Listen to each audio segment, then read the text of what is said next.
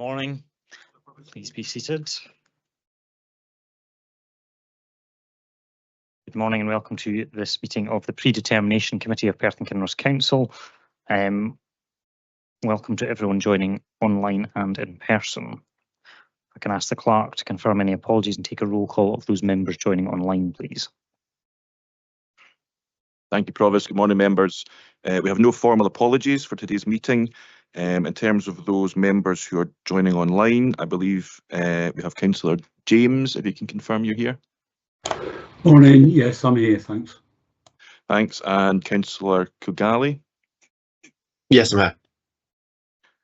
And I think Councillor Robertson.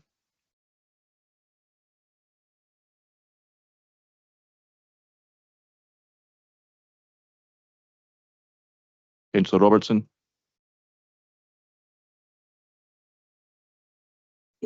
Yes, I'm here. Sorry, I couldn't get the button. Thank you. All other members in the chambers, probably. I'm online as well, Scott. I'm online. Apologies, Bailey. I usually miss one out. Thanks. Sorry, I'm online as well, Scott.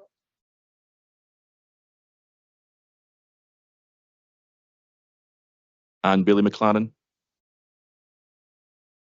Yes, I'm online. Thank you. Okay, thank you. Can I remind members to please ensure that the microphones are in front of you when speaking? This is to aid both those in the chamber and those joining and indeed watching online, so they can ensure their full participation in the meeting. I'm now moving on to item 2, declarations of interest. Councillor Kugali. Yes, although the applicant isn't, I'm not working on the project. They are a client of my employer, so I'll be sitting out of this one. Thank you very much. Councillor Drysdale. Thank you, Provost. Yes, I require to declare a non-financial interest in the paper before this committee this morning, and so I'll excuse myself from this meeting from now. Okay, thank you very much. We'll allow Councillor Drysdale to leave.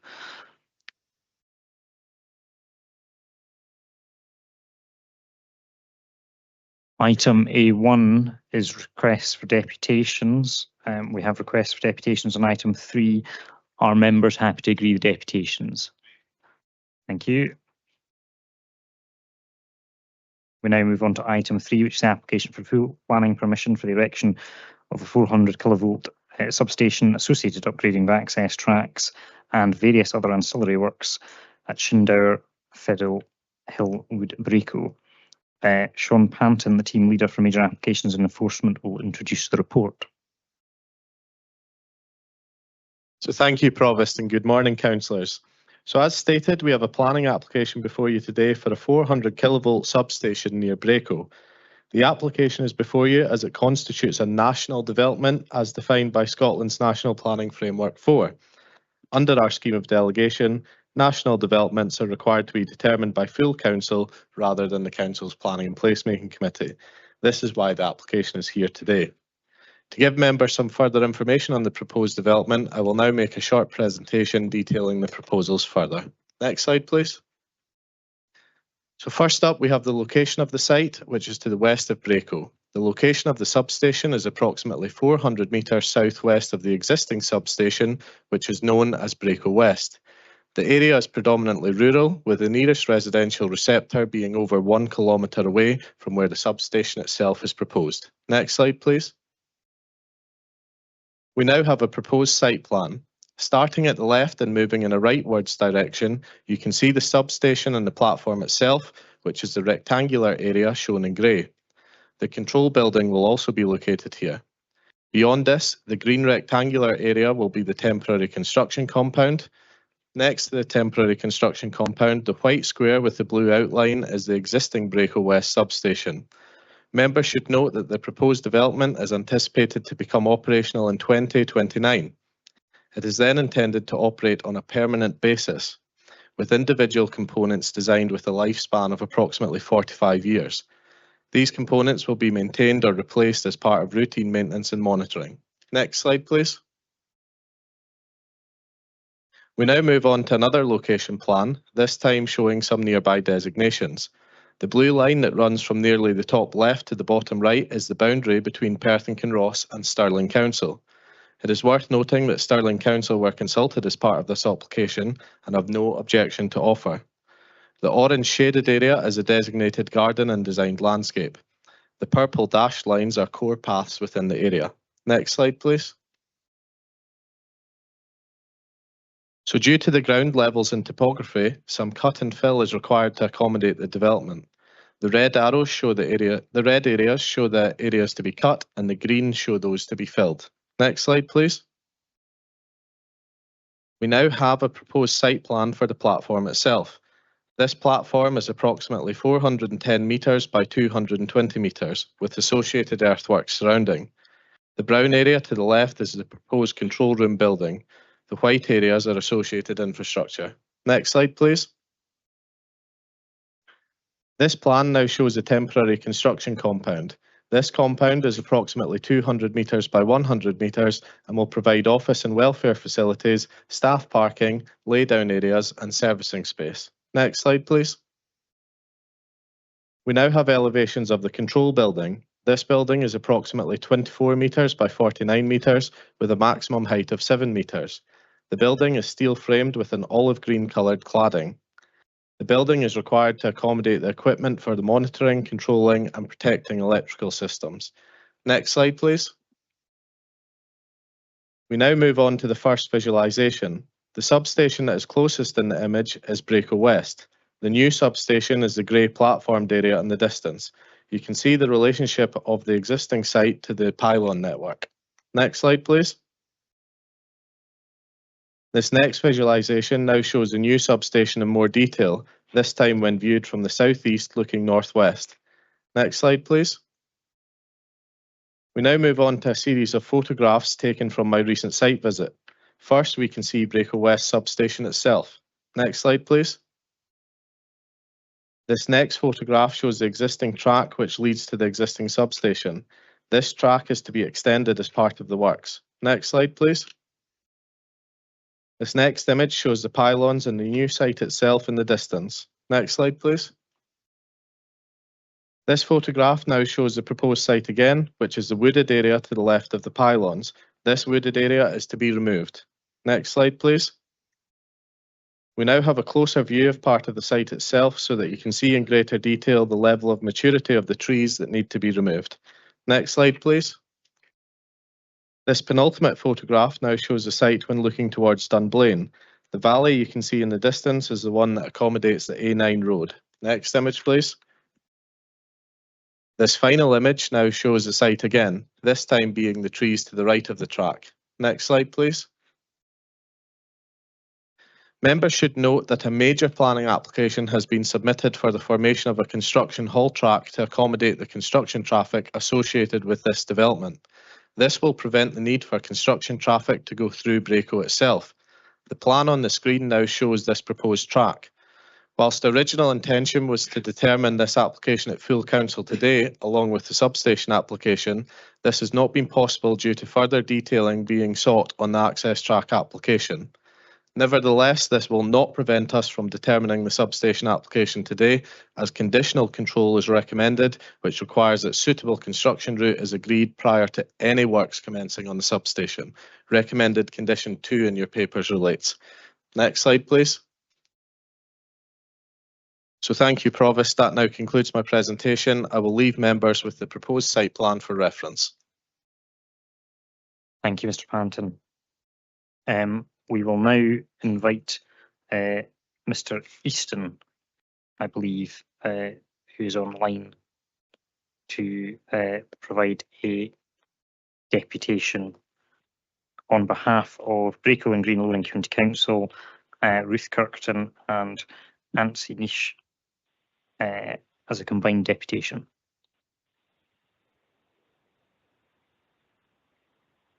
Okay. Good morning, Provost. Can everybody hear me okay? Yes, we can hear you. Thank you very much. Continue. Grant, thank you. My name is Mark Easton and I have submitted a deputation on behalf of Braco Green Lowland Community Council and the other objectors mentioned, and I've agreed to speak on behalf of them. The Community Council has objected to this application and the content of the objection letter is before all elected members for consideration. I do not intend to repeat the objection verbatim and will focus on the key issues that the Community Council see as relevant to its objection to this planning application, having now had the opportunity to review the content of the report's handling. The application before Council today relates to the construction of a 400 kilovolt substation, associated access tracks and various other ancillary works at Feddle Hill Wood outside Braco. The Community Council understands the rationale for site selection is driven primarily by electrical engineering convenience due to the close proximity to the Beauly Denny overhead line and existing substation, although alternative sites exist, all of which have been discounted by the applicant following what was considered a less than robust appraisal process by the community. It should be noted that there are 85 objections to this planning application from a settlement with approximately 500 people and there's significant local opposition to this development. Whilst the Community Council recognises the need for such projects, they should not be consented to the detriment of the local communities and must comply with the NPF4 local development plan along with applicable environmental regulations. The Community Council's views that development does not do this for the following reasons. First of all, in the EIA screening checklist, the development is described as a new substation approximately 250 metres to the southwest of the existing substation, with the assessment that the development will not be out of scale with the existing environment. The statement is factually incorrect. The existing substation sits in a natural hollow and is level with adjacent ground. This naturally screens the view of the existing substation from view, even in close proximity. The proposed substation sits prominently on a south-facing slope on top of a 10-metre high embankment and will extend to 13 metres in height. There is no natural screening and the development will be widely visible in the surrounding area. The proposed substation footprint is approximately 140,000 square metres, 6 times larger than the existing substation and the equivalent of 19 FIFA football pitches. The statement of this development is similar in character to the existing infrastructure is simply untrue, and the proposed development will amount to what can only be described as monumental industrial clutter on a prominent and highly visible location in the middle of the countryside. This will be one of the first visual reference points that all visitors to Perthshire will see, given its proximity to the A9. The level of civil engineering works required to deliver this development does not appear to be understood by the case officer, and information presented by SEN appears to be accepted without challenge or scrutiny. The proposed development based on SSEN's own submissions is likely to require approximately 400,000 tonnes of rock form along with 200,000 cubic metres of peat excavation. These sums are significant, particularly given the environmental impact associated with the disturbance of peat. The EIA screening opinion was completed in February 2004, well over a year before the submission of the planning application and in advance of the additional development proposals to include 3-metre high 1.5 kilometre haul road access across an operational floodplain, in addition to a 3.5 kilometre upgrade of track and engagement of an appointment of a suitably qualified contractor to design the works. It therefore fails to account for increased flood risk and the impact on residential properties at both Commanders Grove and Greenhall Way, for which SEPA data indicates are at risk from surface water runoff without the proposed haul road. It misunderstands how the development relates to the landscape and fails to appreciate the full environmental impacts that this development will have on the surrounding environment. The conclusion by the case officer that this development is not subject to an EIA assessment is, in the opinion of the Community Council, plainly wrong. As a consequence of the development, it will require and create the excavation of 200,000 cubic metres of carbon-rich peat, the equivalent volume of 80 Olympic swimming pools, anticipated rockfill of 400,000 tonnes, creating approximately 10,000 additional HGV deliveries over and above those identified in the transport assessment, the creation and extension of 5 kilometres of road, roughly the distance between Braco and Balhaldy services in Stirling, the creation of a 3-metre high structure and bridge spanning almost 50 metres over a floodplain, increasing flood risk to residential properties, removal of trees without full replacement planting, a 678% increase in HGV traffic, disturbance to habitat and noise and light pollution. This is all from a baseline of almost zero as it currently stands. To conclude that there are no significant environmental impacts is irrational, perverse, and puts the Council at a risk of legal challenge should it determine the application without the appropriate EIA being undertaken. Your clerk or other appropriate legal advisor will be able to advise you on this matter. Given the significant environmental impact that this development creates and the Council's legal obligations under the EIA regulations, it's respectfully requested that the Council determines that this application meets the criteria of development requiring an environmental impact assessment, and that determination of the application is deferred until such time as this is produced by the applicant. The Community Council would also ask as part of this process that members undertake a site visit in order to fully understand the nature of the proposed development site and how it interacts with the existing substation and surrounding environment, and also to appreciate the scale of development along with the existing infrastructure. Whilst it is appreciated that this would perhaps be a logistical challenge and would take a few hours out of your day, please bear in mind that the local community will have to suffer the disruptive effects of this development for at least 5 years should it be approved, and we would not see this as an unreasonable request in the circumstances. Turning to the second point in its objection letter, the Community Council highlighted the interdependency of the proposed development and the proposed haul road and the need to determine these applications contemporaneously.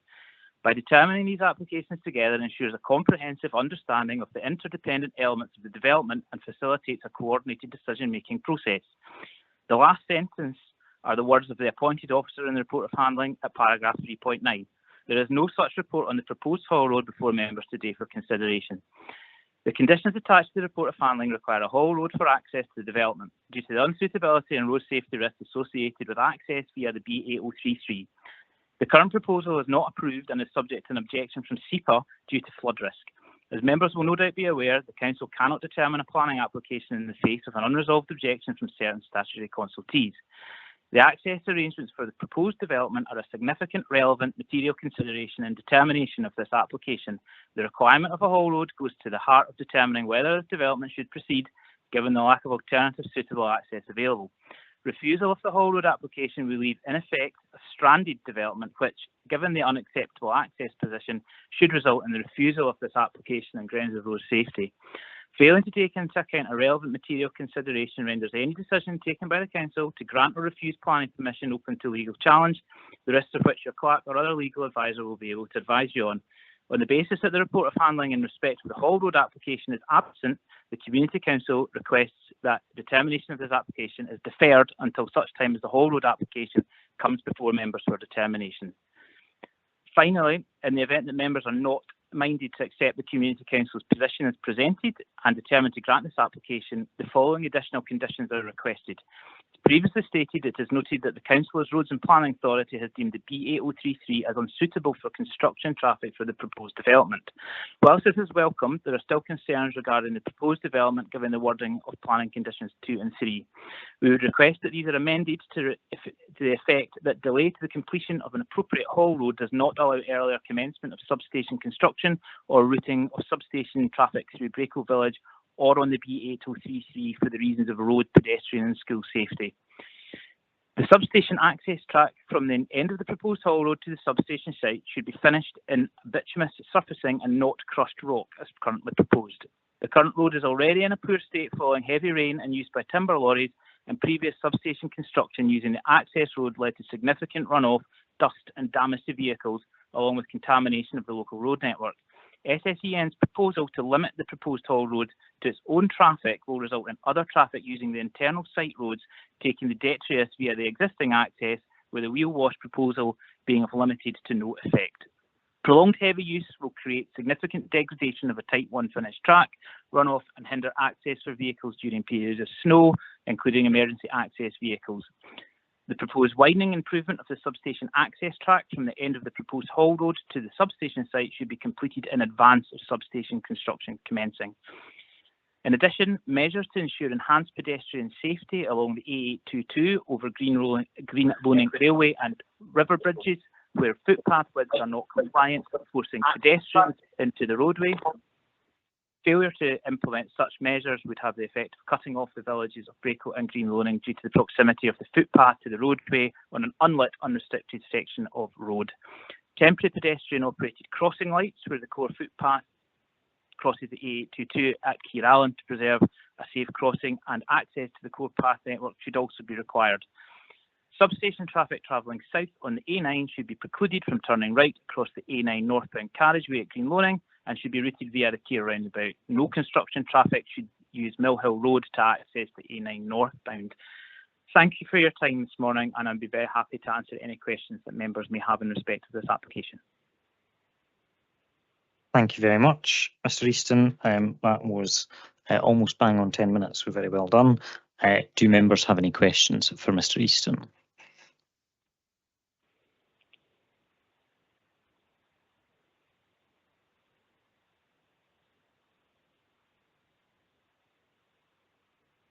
Councillor Peter Barrett. Thanks, Provost. Mr. Easton, I was sort of struggling with the quality of the sound in the chamber, and what conditions you were asking members to consider with regard to the road towards the end of your presentation. I was just wondering if you could go over those again. I got bituminous surfacing to the road and a no right turn somewhere, but I didn't catch the others. Yep, certainly I can repeat those back. I'll just find the point in my notes.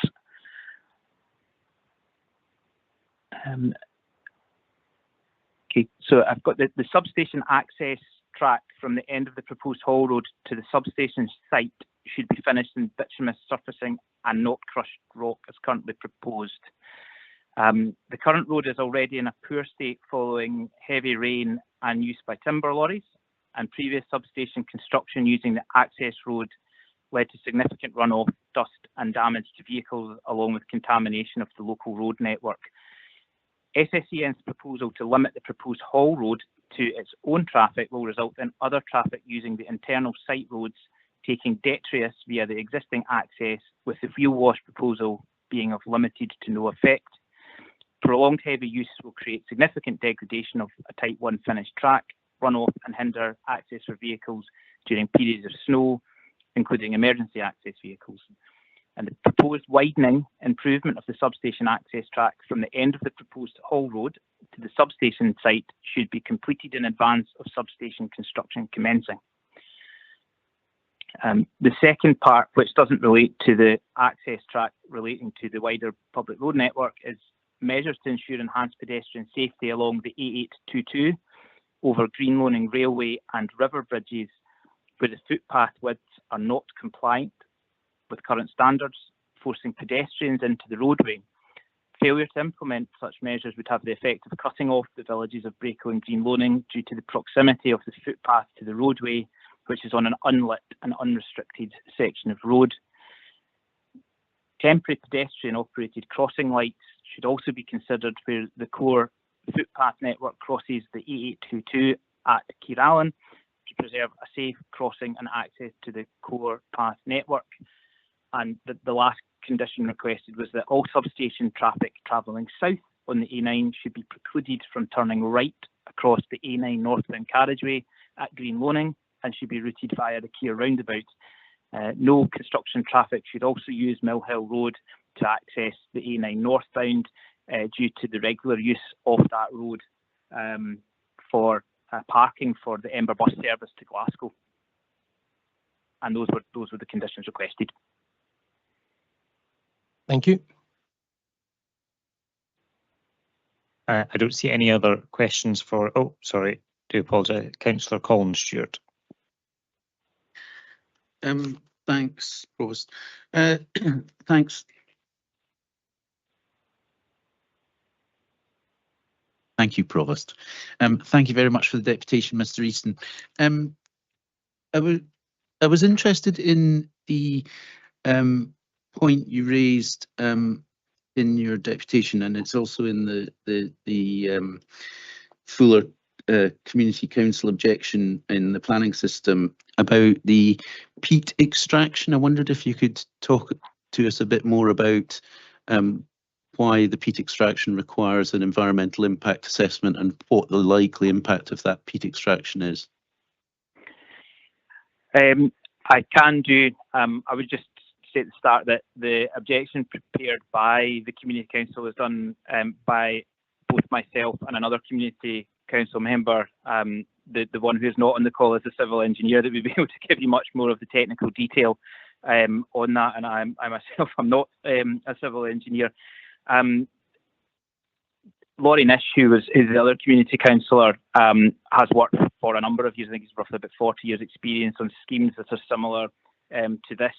And based on the drawings and information submitted by SSEN and his understanding of the geological conditions up on Shinder Hill, indicate that there would need to be a significant volume of peat excavation in order to get to the rock base to put in a secure foundation for the substation to go on. So the position that is being put forward by the community council is that there is a significant underestimation of the amount of peat that will need to be moved on the site and to get to the rock bed in order to put the secure foundations on that. I mean, as it currently stands, there is no peat extraction on that site. Peat is a carbon-rich soil. It will release CO2 when it's moved. There's a significant quantity of peat that would need to be moved, and as you will see in the comments from SEPA that are within the report of handling, it also suggests that peat may have to be taken off site and it would generate waste. It's for that conclusion amongst the other items that we have indicated in the objection letter that we conclude that an environmental impact assessment would be required. Looking through the report of handling, that there are significant commentary from the appointed officer on the environmental impacts of this application, all of which we believe would meet the threshold cumulatively to justify a conclusion that this development has significant environmental impact, and as such would need an EIA. Thank you very much. Thank you. Mr. Easton, we have another couple of councillors wishing to ask questions.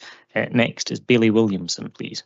Yeah, thank you. Just picking up on the question from Councillor Stewart. My question is round about peatland restoration. I was curious that you'd never mentioned an additional condition put in around peatland restoration.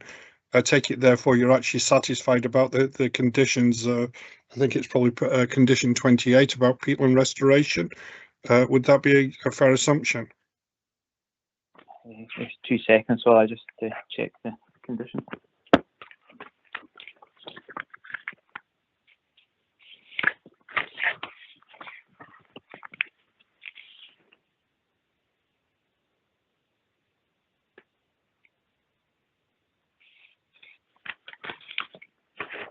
In terms of the wording of the condition, I would say yes, the condition is satisfactory. I think the principle goes to the fact that the preference would be that you don't disturb it in the first place, but if it is necessary to move it, then the condition in itself would be acceptable.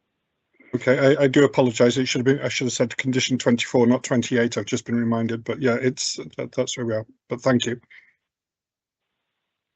Okay, thank you, Councillor Bob Braun. Thanks, Provost, and thank you, Mr. Easton, for your deputation. I wanted to go back to the core concept here, and it probably touches on the question of the EIA, but obviously, as a country overall, we're looking to use electricity as the major source of energy across the piece in the future. And I understand all the comments you made about access to this site, and I understand that that's an issue we have to look at. But as a core concept, if electricity is going to be the source of energy, and we have considerable debate here about how that's generated, whether it's wind farms, solar farms, whatever, but that's not the question here. This is a substation for stepping up the power to transmit it further on, as I understand. Given that electricity is going to be that source of energy, and the fact there's an existing substation nearby, which I understand is partly shielded, and there are pylons across the field already there, which are all part of the electricity infrastructure. Would you not agree that there is going to be a need for this type of substation, and that at some point there has to be some sacrifice to get that infrastructure in place, to enable us to have electricity as the major source of energy for the future? Would you not agree with that, the core concept here? I think that is fair comment, and the Community Council acknowledges that in its objection letter, councillors. However, the point that we are making is that had a proper environmental impact assessment been undertaken, it would not have resulted in a conclusion that this site was the best site for the placement of this apparatus. I think what may be factoring into any decision on the part of SJCN, and I can't speak on behalf of the applicant, is the location of the existing substation. I think if you were to look in hindsight, the existing substation is in the wrong location as well. That came about as a consequence of a planning consultation process approximately 20 years ago. I wasn't involved in. However, the feedback from those who were involved in that was that was a compromise on behalf of the community as to where that was located. Given the need for a 400 kilovolt substation within the area, if SSEN need it, it's far from me to question the electricity distribution network operators to where they or the requirement for that apparatus. But the conclusion and the views of the local community is that if you did an EIA, you'd find that would probably go somewhere else, and it would probably go across the river in a closer proximity to the A9. I'm not doing a site selection process for SSEN, but the understanding from those who, particularly those who live out in the areas, is that there are better ground conditions and better siting opportunities for a development of that size that would be more adequately screened, that don't need a 13-metre high substation on the top of a hill that overlooks a valley. Thank you. Thank you. I have two questions from Councillor Keith Allen. Thank you, Convener, and thank you, Mark, for your deputation, which was very comprehensive.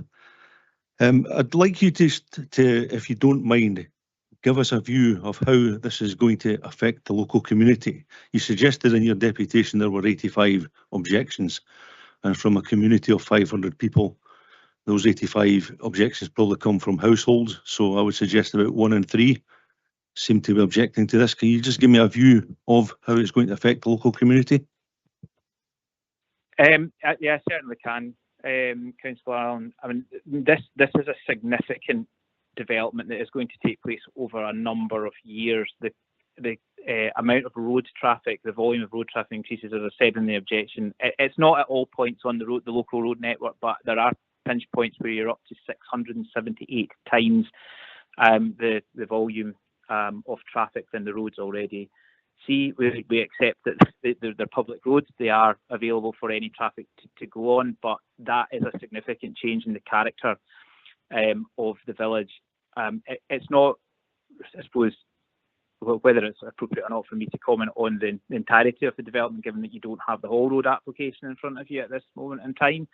There is significant concerns around about the ability to access core path networks caused by the traffic. The B8033 is a very well used recreational route, particularly for cyclists. Those cyclists come to the village and spend money in Braco Coffee, which is a very welcome local business. There undeniably will be an effect on that if you're running that volume of traffic along those roads. It's not directly relevant to this application before you, but the B8033 will be used at some point in time for construction traffic in the event that this application and the whole road application are consented. So we have small children who will be unable to go to primary school safely on their own because of the poor infrastructure that is currently there. It's manageable at this moment in time because the volume of traffic is so low. There will be noise and light pollution. You have to bear in mind that there is no development here at this moment in time. There is no light, there is no noise.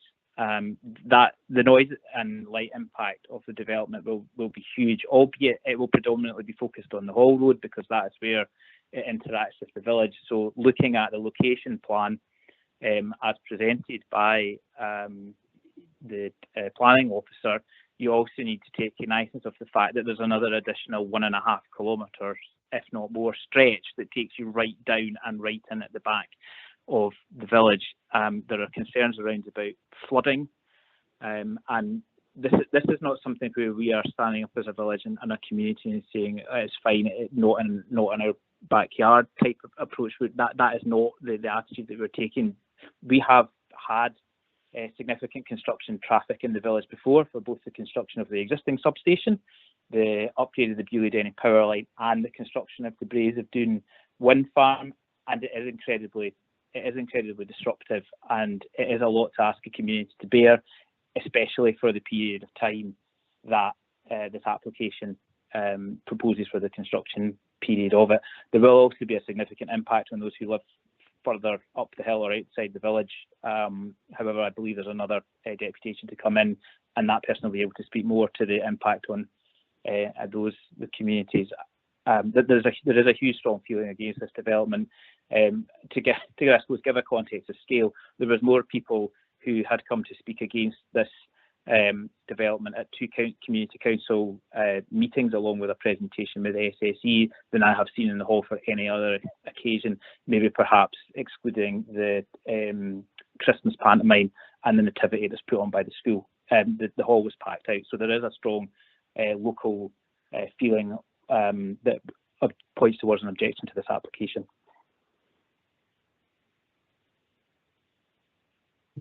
Second question, Mark. Thank you for that comprehensive answer again. Now, in the photographs that preceded the presentation, one of the photographs showed the track, and it was tarmacked with a side verge in concrete. Can you just give us a view of the length of the track and its makeup, please? So the existing track that goes up to the substation is a single track that is predominantly, I think it's type 1 aggregate. Again, not being a civil engineer, I'm not 100% certain on that, but it's made up of gravel. It's not really suitable to take the type of, well, it isn't suitable for the type of traffic that they're proposing to run up there for the length of the road. I've been up there, and I'm sure that you have. I've been up there as well as the local ward member. I took my car up there on a dry day, and I had to get it washed after. I had it washed the day before, and I had to get it washed a couple of days after, because the level of dust that came up off that track. The track, as it goes further up, is a steeper incline. It gets gradually worse as you head up the hill. There are drainage verges on the side of it, but the proposal does state that these will be improved. You would need to double the size of the track. You're going up in well above 400 foot. The snow line probably kicks in about 500 foot here. It rains quite a lot, so that track will be subject to significant degradation. As it currently stands, it is wholly unsuitable for the use as proposed, but SSE, as part of the application, have said they will upgrade it. But if they are upgrading it and running that volume of traffic, at the very least that needs to be tarmac, because of just the sheer mess that it will create, along with the dust and runoff as well. It's an environmental disaster. It's maybe not as extreme as that, but it will have a detrimental effect on the environment. Okay, thank you. Councillor Angus Forbes. Thanks, Mr. Easton. Early on in your presentation, you said we could leave ourselves open to legal challenge. I wondered who would launch the legal challenge against the council in a case like this. You could be open to challenge for any third-party objector, depending on your decision. I mean, ultimately, there is another deputation in, and there have been members of the community who have indicated that they would consider that. So I suppose it's any objector who would raise a challenge against the local authority where they're unhappy with the lawfulness of the decision. I'd seen that Mr. Elliott is on the panel on the screen. He will be able to advise you in more detail rather than having me do that. But third parties such as the community council or any objector don't have a statutory right of appeal against the council's decision. If you were to refuse it, SSE would presumably exercise their rights to refer this to the ministers, and that's my understanding of the position. Okay, I don't see any further questions from elected members, Mr. Easton. So thank you very much for your time this morning and joining us to make your deputation. And we will now move on to Mr. Blythe, who is the second objector. Mr. Blythe, you have a maximum of 5 minutes.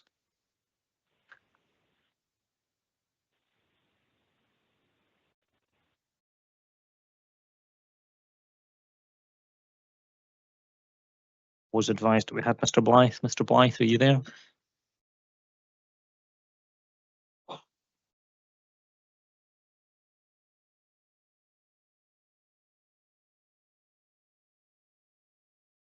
Can you press *6, Mr. Blythe?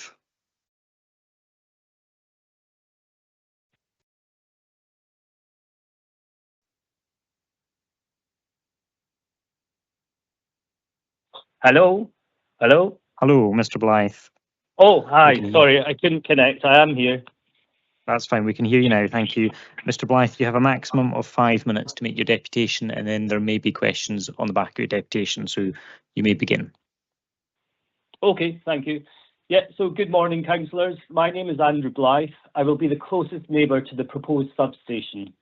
For context, I'm neither anti-development or anti-net zero. In fact, I have worked in onshore and offshore wind farm development, including their substations, for over 20 years.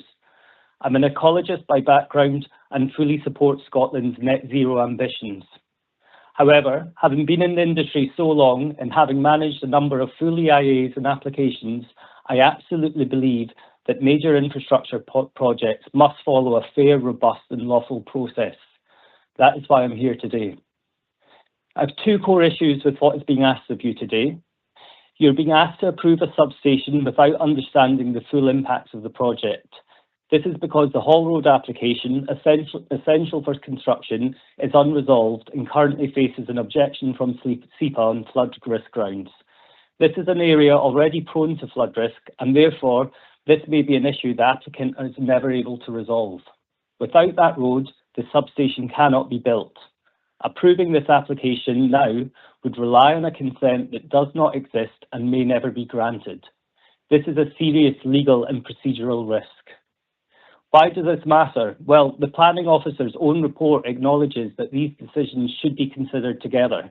It's paragraph 3.9 of the report if you want to see it. Yet today you're being asked to decide on the substation in isolation. Clearly, this is not good planning practice. It does not allow you to understand the full impacts of the project, and nobody should be asked to make this decision without the full project impacts and understanding.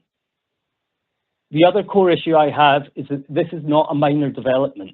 The substation platform alone, as you've heard from Mark, is over 9 hectares or about 19 football pitches. It will be 13 metres in height and in a location that introduces new visibility to anyone from Green Loaning to north of Dunblane. The proposed substation, despite what the applicants tell you and what is in the officer's report, is not in character with the existing landscape. Anyone who's been to the site cannot reasonably suggest that it is. I urge you all to visit the site before making a decision on the acceptability of its location. On top of the points made by Mark, which I fully support, the substation will also require the removal of 55 hectares of forestry, only 3 hectares of which have been secured for replanting in the Landscape and Habitat Management Plan. The officer's report is factually incorrect and goes against Scottish Government policy. As Mark said, construction will last around 4 years with around 4,500 vehicle movements per month, many of them heavy goods vehicles. This works out at approximately 420 vehicle movements per day. These impacts are significant, long-term and irreversible. The officer's report states that the applicants conducted a site selection assessment using walkovers and desk studies. However, no environmental walkover occurred at that stage. This happened later. Moreover, providing an assessment does not guarantee technical accuracy, and I do not believe the council critically evaluated the alternatives that they provided. For example, one location was discounted for being too far away, so why was it initially included? Another was known to be on deep peat. SSE staff had already indicated to me SEPA would object before any peat surveys were done. So again, why was that included? Of the shortlisted options, Site 1 and 2 are adjacent to each other and share nearly identical constraints. Treating them as separate options is misleading and as effectively they represent one location. As you've heard from Mark, and there was a couple of questions on it, the site requires a huge amount of peat excavation. In fact, the average peat depths are 0.7 metres. If you read Nature Scots guidance, deep peat is classed as anything over half a metre, and NPF 4 requires avoidance where possible. The applicant needs to provide a robust and meaningful consideration to alternatives so that it is aligned with NPF 4. Projects of this scale on peatland with such extensive mitigation measures, including the yet-to-be-determined Hall Road application, are normally subject to full EIAs.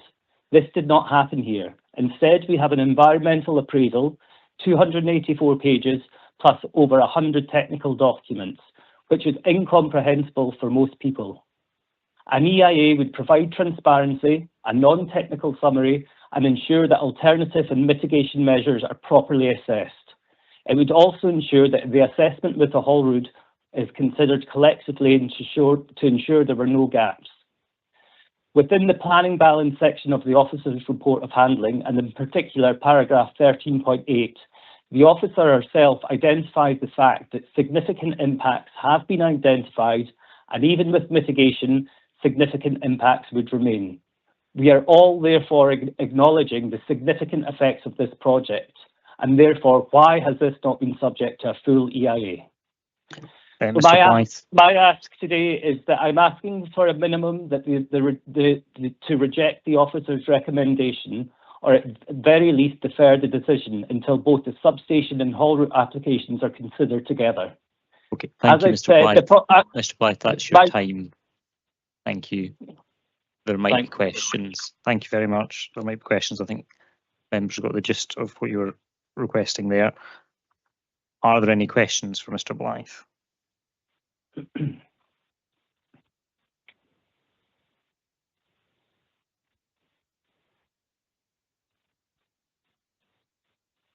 Councillor McEwen. Thank you, Provost. Thank you for taking the hand instead of the question. I was just wondering thank you very much, Mr. Blythe, for your input. I was just wondering what his opinion and the difference between the two surveys would be, that what the additional EIA would add. As somebody who's not normally sitting on planning applications, this is maybe a bit of information to us. As a question I'll ask of officers as well later to give us an idea of what the difference between the two are, because I think it is a fundamental part of this application. Yeah. So the difference between what has been presented by the applicants and an EIA is vast. Effectively, the environmental appraisal that has been provided doesn't provide a logical, systematic approach to carrying out the assessment. The EIA is done in a very, very technical, systematic manner, which allows you to clearly identify the baseline, the project impacts, and assess it in an approved method. The environmental appraisal does not really carry out any assessments, yet it draws massive conclusions of non-significance, no issues, but without any meaningful ways of A, assessing it, and B, identifying appropriate mitigation measures. So the EIA allows, in a technical way, for everybody to understand what those assessments mean and what the project's real impacts are. It also ensures that the applicants would have to consult with all of the statutory consultations properly. They haven't had proper engagement throughout the application process through the environmental appraisal, and that would allow this the likes of Nature Scot, SEPA, Forestry Land Scotland to tell them what they want to see within the assessment, and it would be carried out in a method that had been agreed, so that everybody fully understood the impacts. Thank you very much, Mr. Blythe. Okay, thank you. Councillor Keith Allen. Thank you, Convener. Thank you, Andy, for your deputation. Councillor McEwen actually covered most of my questions, so I'll ask a different one. You suggested in your deputation that you are the nearest next door neighbour. Can you convince people why you're objecting and that this is not a in my backyard objection? Thank you. Yeah, absolutely.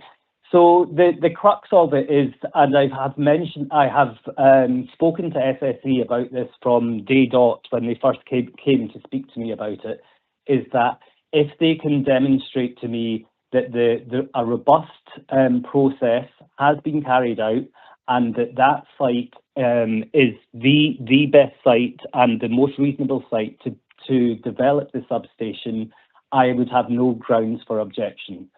As I mentioned, the site selection process and the alternatives that they have provided are not robust. In fact, it's an absolute nonsense that some of these sites have been taken through and suggested as being appropriate. One of which they indicated was too far away. And if you look at the report, I don't know if any of you have, but I suggest that you do, you can see that the location is slap bang in the middle of about 5 different watercourses on a very steep side of a hill. Of course, they're never going to develop a substation there. It's a nonsense that was included. Similarly, the site that was in Too Deep a Peat, from the very first consultation meeting, they told me that it was in Too Deep a Peat. So absolutely, I am all for renewable development. As I say, that is my background, that's my bread and butter. However, a fair and robust process needs to be followed. Neither has happened. The reason that it's not an EIA, I cannot understand at all. Through 20 years of work in the industry, I would have never seen a project of this scale. As we said, it's 15 football pitches in size, based on peat, introduces new impacts and onto on highly visible location on the side of a hill. It 100% needs to be EIA. It is absolutely bananas that hasn't been considered as EIA, and I don't know why. I don't know if those of you remember the construction of the Braes of Doon wind farm. It's on pretty much the next hill along. It's sited on a hill of a similar topography as the proposed substation. There was a peat landslide there during the construction, and that was on the base of occurred because of a turbine base. We're now looking at a 9-hectare platform to be constructed on a similar topography hill in the similar depths of peat. The environmental considerations within the EA have not been fully considered and properly assessed. That is why I'm here today, to make sure that a fair and robust process has been carried out. I'll have to live with this as part of my landscape for the rest of my life. As I've clearly shown, I'm not anti-renewables, but I am pro a robust and fair process. You need to ensure that the decision is fair, lawful and informed. Okay, thank you. Councillor Colin Stewart next. Thanks, convener, and thanks, Mr. Blyth, for your deputation. I think 2 questions. First of all, are you one of the, I think you said you were the nearest house to the site. Are you one of the householders with a private water source where there needs to be mitigation measures put in place? No, we're connected. We don't have a private water supply. Okay, thanks. And then my next question was, in your objection, you have included a table which shows what the criteria for an EIA are, the key question, and then whether it's relevant to this application. On criterion 8, which is about mitigation measures, you've said that mitigation measures shouldn't be considered when determining screening of a project as an EIA. Could you just talk to us a bit more about that? I'm assuming that you do the EIA and then afterwards you decide whether any mitigation measures are required, not do the mitigation measures first. Is that am I understanding that correctly? Yeah, that's correct. So effectively, when you're screening a project, you effectively have to develop it. You have to screen it on the basis that mitigation measures might not be granted. So you take it on the basis of, okay, a project will be located here. What would be the potential impacts? You thereafter, depending on whether or not it's been screened in as a EIA or not, would carry out your assessment and then introduce mitigation measures. So at the screening stage, you shouldn't be including any mitigation measures at that point, because there is no way to technically secure them as the project progresses. The big issue with the mitigation measures is that, as you know, the haul road is a separate application, and that is effectively to mitigate against this construction traffic going through Braco. It should also be mentioned that the traffic assessment suggests that there's pavements on both sides of Braco by the school village. By the school. Anybody that walks along there knows that that is incorrect. So the applicants could never bring 450 additional traffic movements through the village. So the Hall Road effectively is a mitigation measure to be able to deliver that project. Therefore, it has to be considered together in one EIA. Okay, thank you. Thank you. Councillor Welch. Thank you, convener, and thank you, Mr. Blythe, for your deputation. You mentioned you have had contact, and I presume significant contact, with SSEN in terms of their decision not to go forward with an EIA. Did you ever get a response in writing as to their rationale and criteria for doing that? And I guess you maybe would have referenced other similar sites because of the significant investment activity in Scotland at the moment. Is this an approach that they're taking at other sites? Thank you. No, it's highly unusual actually. So normally they would take a very precautionary approach to their process, because they know that if they do not carry out a EIA, there is potential for legal challenge. Why they've done it here, I'm not entirely sure.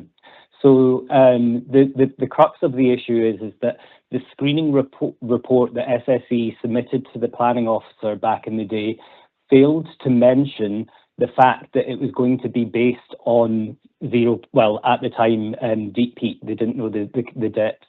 So it had no mention at all of the peat. Also, within the report itself, makes the hills sound like it's in an industrialized landscape. It talks about the substation being adjacent to the existing substation, which maybe on a plan it looks like that, but absolutely in reality it is not. This is 16 times the size of the existing substation. So it completely changes the character of the landscape and the local area. It introduces new visibility, and all of this was completely downplayed during the screening report. So in the planning officer's fairness, and fairness to the planning officer, if I had received that screening report and not technically evaluated it, I would have also thought that actually it's very low impact, it's not an issue, nobody's going to care. The other reason that it should be an EIA is one of the criteria is how much local opposition it has received. So within the PAC report that the applicants have submitted, there was 3 consultation events. The first 60 people attended, the second another 60 people attended, and then the last 72 people attended. As Mr. Easton has already said, these numbers represent a huge proportion of the local community. Not including it as an EIA again goes against part of the principles of going through the criteria. And with your point in relation to lots of engagement with SSE, in fact, I haven't. The amount of engagement which they have provided us is absolutely, it's embarrassing, if I'm being perfectly honest. As soon as we started to ask difficult questions and sticky questions, they've backed away. In fact, I haven't heard from them in probably 8 months, and despite trying to get updates as to what's going on with the application, my assumption, wrongly so, was that the applicants and the planning officer were in discussions as to how this now needs to be an EIA on the basis of the understanding of the full impacts of the project. Thank you. Bailey Ahern next, please. Thank you very much, and thank you very much for your presentation, Mr. Blythe. I'm just looking at the EIA state screening request that was carried out in December 2023. And if I can go back to the conclusion page, it stated there that it was set against the Scottish Government. Let me just get back to the page again. It was set against the Scottish Government screening checklist, and it didn't, using that checklist, it didn't require an EIA. Can you comment on that, as you've probably got more information about the Scottish Government screening checklist than that I have? Yeah, so I haven't got that document in front of me, but effectively the checklist asks questions about the change of landscape character. Will the project be long term? Is the project irreversible? Does it create waste? And a whole host of other items. When you go through that checklist, if you interrogate it now, knowing what the project would be, where the project is sited, it isn't true. So we've already discussed the fact that there's going to be a huge amount of peat waste generated from the excavations. There was no mention of that within the checklist. I've mentioned the fact that there will be 55 hectares of forestry felled, only 3 hectares of which has been secured as compensation, the rest of which would be deemed as waste. I've mentioned the fact that there will be a change, and there is a change. The assessment already notes that in landscape character from the inclusion of the substation coming down the southern slope of the hill. The checklist is not worth the paper it's written on, and I absolutely urge the planning officer to interrogate that more to ensure that the decision on non-EIA is absolutely true in terms of what they are now proposing in delivering that substation. Thank you. Bailey McLaren next, please.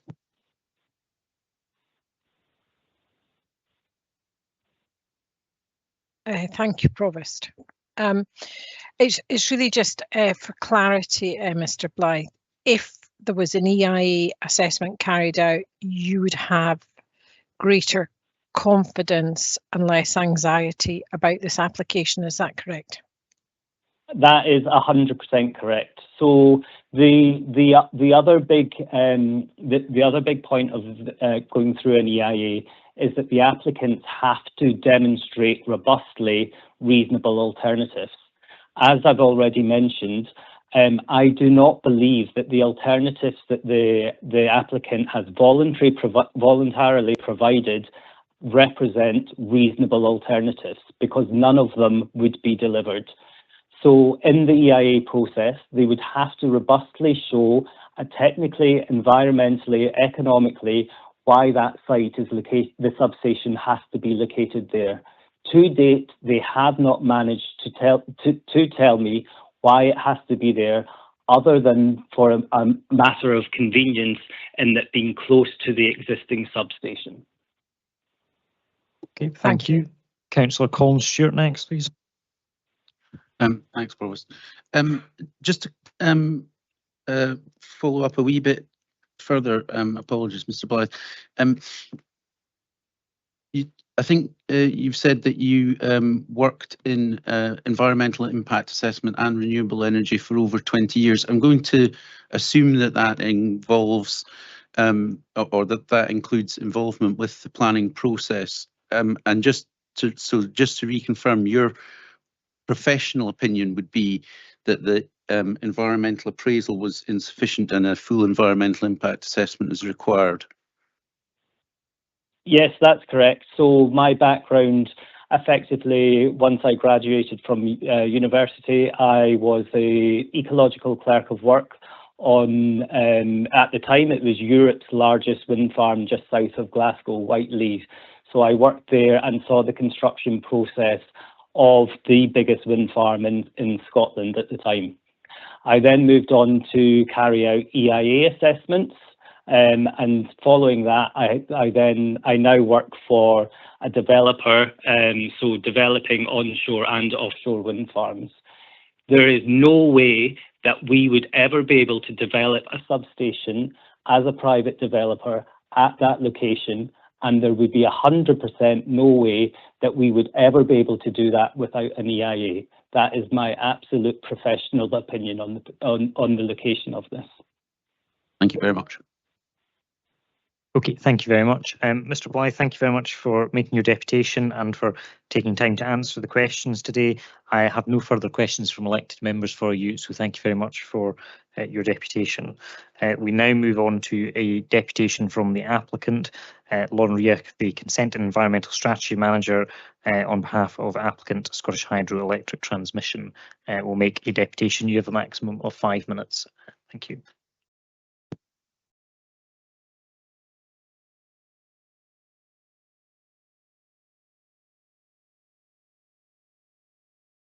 Provost, members, good morning. Thank you for the opportunity to address you today. I'm Lauren Riach, Consents and Environment Strategy Manager with SSEN Transmission, and I'm joined today by my colleagues. SSEN Transmission is proud to be headquartered in Perth, and since 2020, our workforce has grown from around 400 people to 2,500 people. In Perth alone, we have grown from around 200 employees to 750 over this same period. These jobs are required to support the delivery and future operation of the essential electricity transmission grid upgrades in Perth and Kinross and the wider network area across the north of Scotland. The proposed Cambushenny substation forms a key element of our plans to fully upgrade the second circuit of the existing Beauly to Denny overhead line from 275 kilovolts to 400 kilovolts operation. A separate planning application has been submitted for a haul track from the A822 going west to intersect the B8033.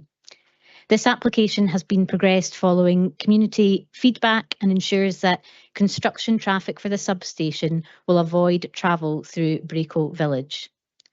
No work on the proposed substation will commence until the haul track is available for use. This is controlled by condition number 2. In terms of the application in front of you today, I'm pleased to confirm there are no outstanding objections from key agencies or from within the Council. We have reviewed all representations, including the objections from Braco and Green Loaning Community Council and Dunblane Community Council, as well as those from members of the public. Whilst we respect the views expressed, we do not believe that the issues raised would justify departing from the development plan or which could not be mitigated to an acceptable degree. The proposed development is designated in National Planning Framework 4 as being of national importance and is strongly supported by national planning policy. This emphasises the need for strategic reinforcement of the transmission grid to connect and transmit from renewable energy development. The project is part of a wider upgrade of the electricity transmission system across Great Britain. It is required to meet the policies and targets of successive UK and Scottish governments, removing existing grid constraints and enabling new forms of electricity generation to connect, moving electricity to where it is needed across the single GB electricity system. We understand the concerns surrounding construction traffic and safety.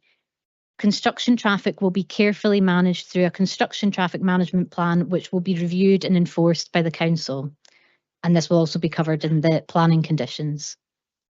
We will also enter into a wear and tear agreement with the Council to ensure that any damage to the road network because of our construction works is rectified. Landscape and visual considerations have been important in informing the development of the proposals. Where possible, visual impacts are mitigated through careful siting of infrastructure as well as the proposed on-site landscaping. The Landscape and Habitat Management Plan includes a mix of woodland and wet woodland planting, peatland restoration, as well as wet meadows and a compensatory open water habitat. 3 hectares of native tree planting is proposed around the substation platform to support biodiversity enhancement and provide screening. We have also been exploring opportunities for off-site landscaping to address some concerns raised regarding visual amenity.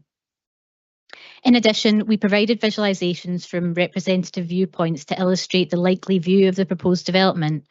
To address concerns raised about the absence of viewpoints from the Stirling Council area, we provided additional images. Stirling Council have since responded, raising no objection.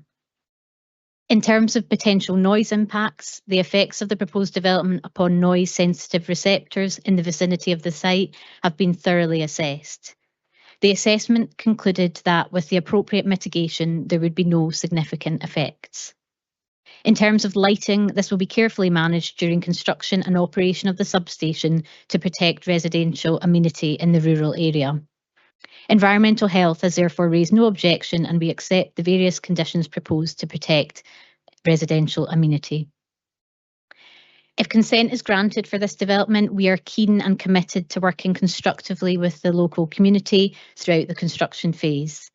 We aim to establish a community liaison group to meet regularly to ensure we provide early visibility of work schedules and work closely to minimise our impacts.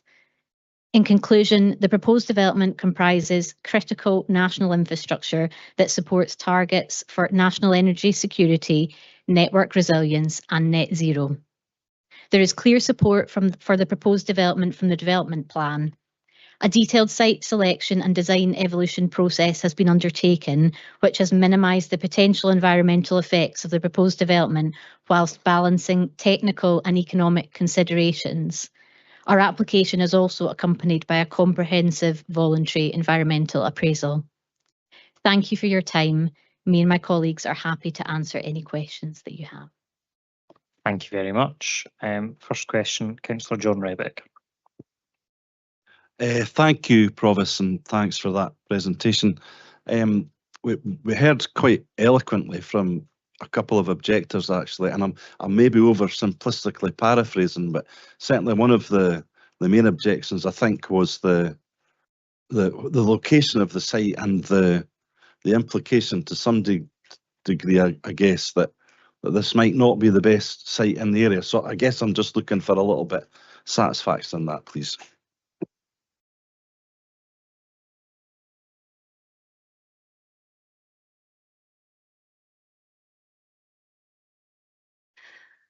Apologies, I'll be taking a seat for some of the questions today just whilst I recover from surgery. So just in terms of site selection, we did go through this process at the early stages of the project, and I do note some of the concerns that some of the objectors have raised. The benefits for us kind of keeping the new substation close to Braco West are really quite strong for us in terms of the infrastructure. The further that we look further away from Braco West, so we've always got to tie back to Braco West. So Braco West then feeds the distribution network to the local area.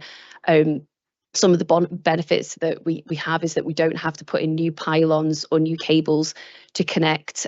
So if we were further away from Braco West or from the overhead line, we would have to have infrastructure to tie that back to Braco.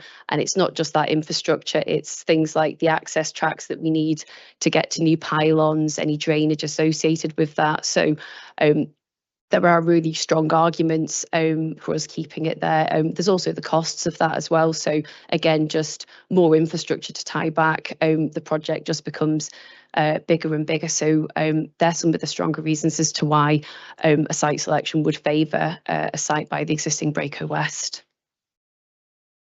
If I can just ask if you can introduce yourselves when you're speaking for the first time, that'd be great. Thank you. Apologies. So yeah, my name's Rebecca Simister. I'm one of our senior development project managers. So I've been working on the Cambershilly project with the wider team for a few years. Thank you very much. Next question is from Councillor Braun. Thanks, Provost. Thank you for your deputation. From what you were saying, my understanding is you need the substation to step up the power to be able, or the voltage to be able to transmit this further around the area around Scotland, effectively. My question is it not possible to upgrade or expand the existing substation to be able to do that? I mean, obviously it's a technical question, but could that not be done? That's a really good question. So a lot of people do ask us, why couldn't we just extend Braco West? In the early phases where we kind of look at our system planning and kind of what needs to be done, we did, I think an option would have been explored very early on. Could you just extend that? There are a couple of reasons why we need to have a new substation. Some of it is due to part of the reason for the new substation is to allow other people to connect in the future. So we have a level of space provision. I think the way that the layout would have worked was that we need to make sure that we have space for people to be able to get in. We do have a level of future proofing for the existing site as well, if anything needed to happen to Braco West. So, and just due to the size of the substation, obviously it's a lot bigger than the existing one. It was decided early on that, you know, a new Braco substation, sorry, a new version of Braco, so obviously Cambershiny would have been the better option. But a lot of it is to do with spacing around the existing substation as well. Thank you. Councillor Allen. Thank you, convener, and thank you for your deputation and obviously your ability to now answer some questions. I think I picked you up rightly in saying you suggested there are no objections from stakeholders. Was that right? I said in my deputation there's no objections from key agencies, so and there's also no objections from the relevant consultees within the council. Can you help me understand why the haul track has been delayed? Thank you.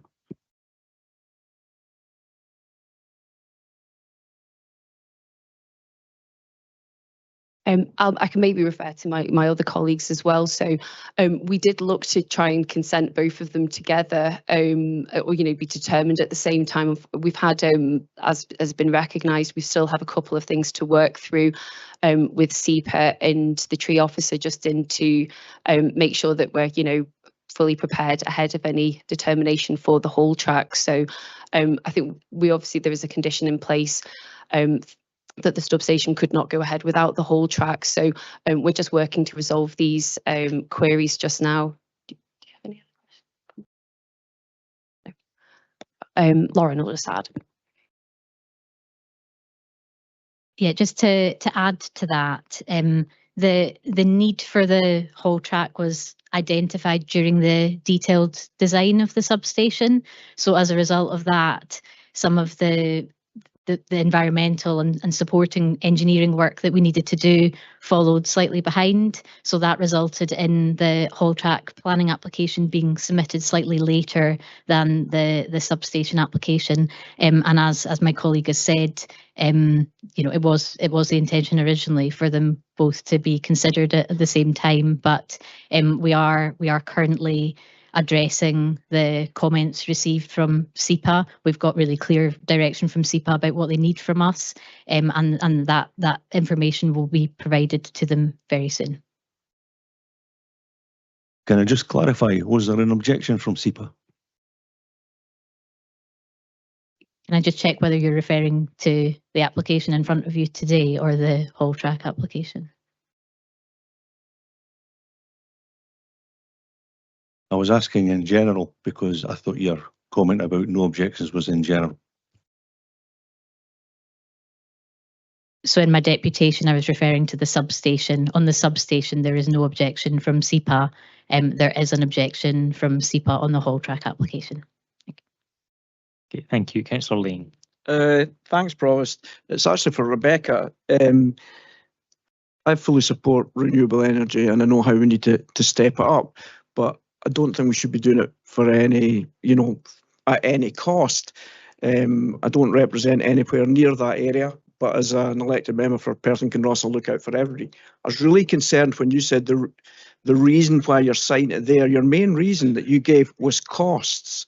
That's your costs, and that is the worrying thing for me. If there is a better site that's going to cost your company a little bit more, that should be part of it. Because that's what you said in your answer. The two things you related to were both about cost to the company. Oh, apologies. It's maybe not a full answer on the site selection. I don't have the details in front of me there. Cost is part of it. It's not just the cost, it's also the impact of the infrastructure.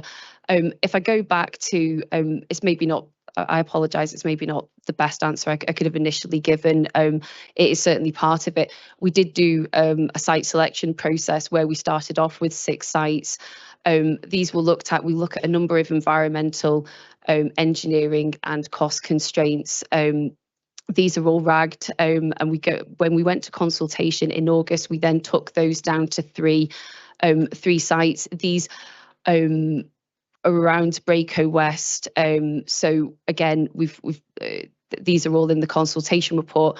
We did go out to consultation in August 2023 to display these options to members of the public, and we did show in our RAG that site 2, which was our preferred site, it's the one that we progressed with. What site 2 was our preferred site for a number of reasons, and that's the site that we then looked to develop.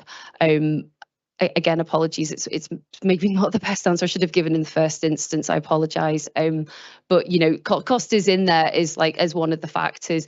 It was maybe a wider comment about some of the benefits of developing a site nearer to Braco West, and it was maybe just a point I wanted to raise about the benefits of having it there. But we do go through that site selection process.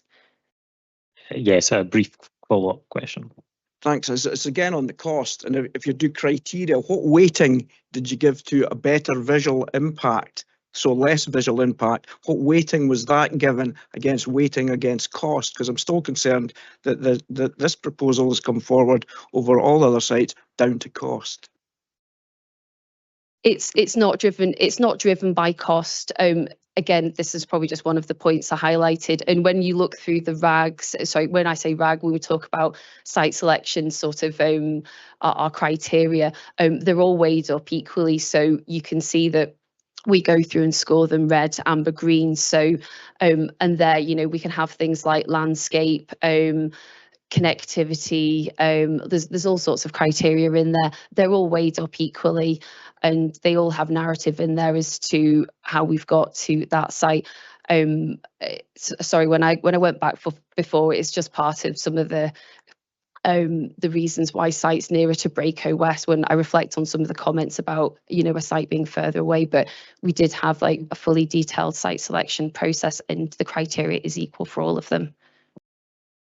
Okay, thank you. Councillor Wathers next. Thank you, Provost. Thank you for your deputation. Just going back to the screening for an environmental impact assessment, which was concluded in February 2024.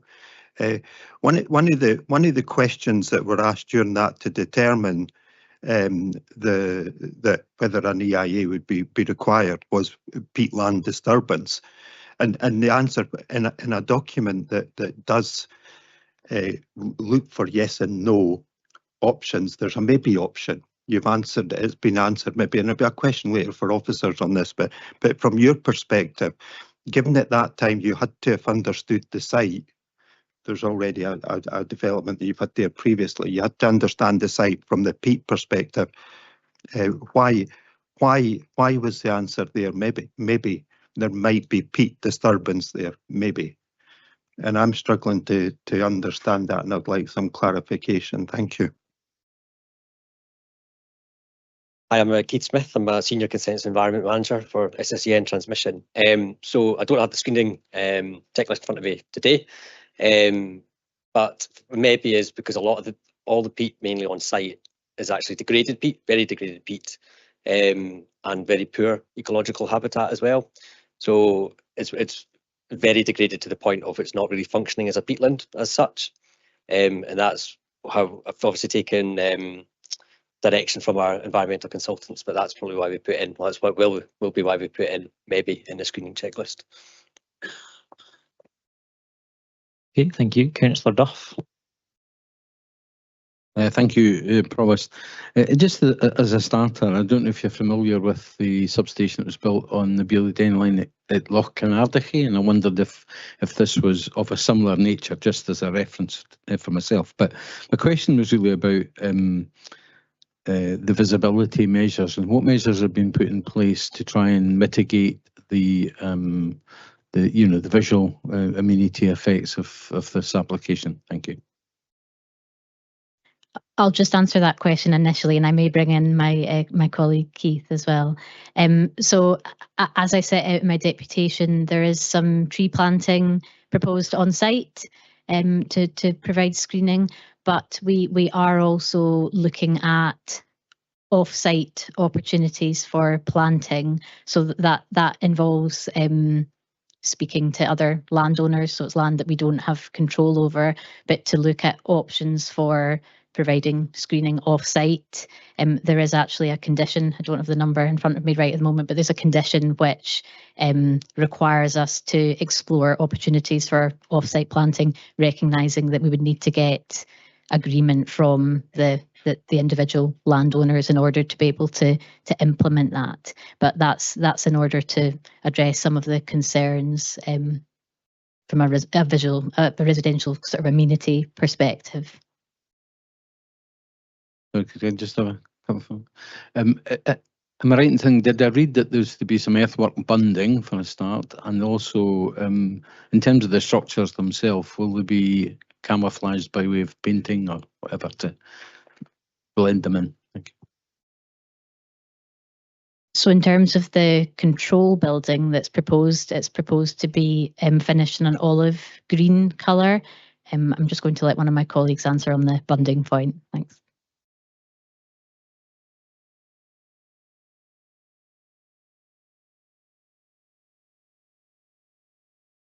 So I think in the landscape habitat management plan, there is a small bund at the eastern section. So that is part of the landscape habitat management plan. Okay, Councillor McCall next, please. My apologies, Provost. The questions I think have already been asked and answered. Thank you. Thank you. Councillor Rebeck.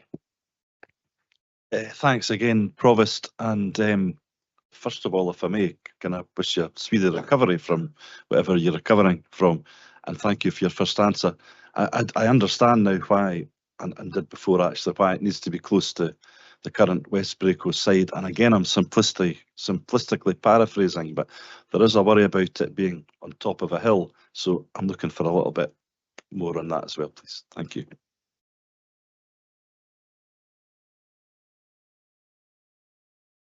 So in terms of obviously where the existing Braco West is, which is obviously not, obviously that was consented long ago.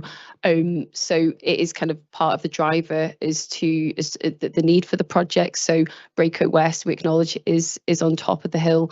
And again, we've got this driver to connect back into Braco, so that just forms part of the need and the site selection. So I maybe alluded to that before, that yeah, part of the driver is that it's there to upgrade the second circuit of the Bewley Denny network, so the 275 circuit. So ideally it has to be, you know, obviously close to the overhead line, and we do connect back into the existing Braco West. So the driver for it kind of being on top of the hill is kind of related to where the existing Braco West is. Councillor Allen. Thank you, Provost. And just to follow on from that answer you just gave to Councillor Rebeck, Braco West is currently in a valley at the top of that hill, and it's not seen. This new development will be seen everywhere. We're destroying 55 hectares of forestry, removing it to make this happen. Will the project ever be fully screened? And if so, how long will that take?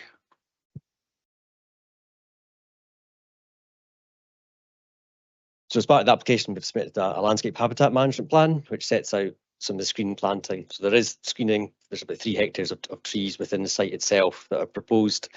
That's obviously that'll screen the site from some locations. It won't screen them from everywhere.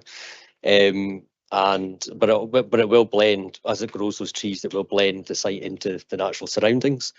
Ultimately, as you say, it's on top of a hill, so no, it won't ever be fully screened from everywhere. It's a large site. It's almost impossible to do that.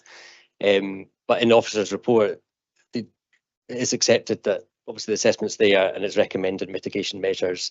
And there's also a condition applied to kind of control the final plan for screening as well, off-site screening as well. So there is a condition there that can be controlled by the council to ultimately come up with the best plan pre-commencement of the site.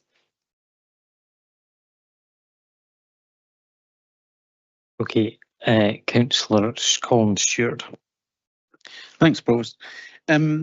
Thank you very much for your deputation. In the introduction, you said that part of the need for upgrading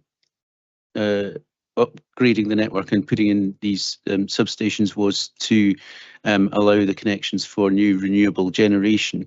I just wondered how many, I think they're called DNO connections, have you got lined up for this development? Yeah, thank you for the question. It's a good one. So in terms of the drivers for the substation, they're twofold. So yeah, part of it is upgrading the second circuit on the existing Bewley Denny.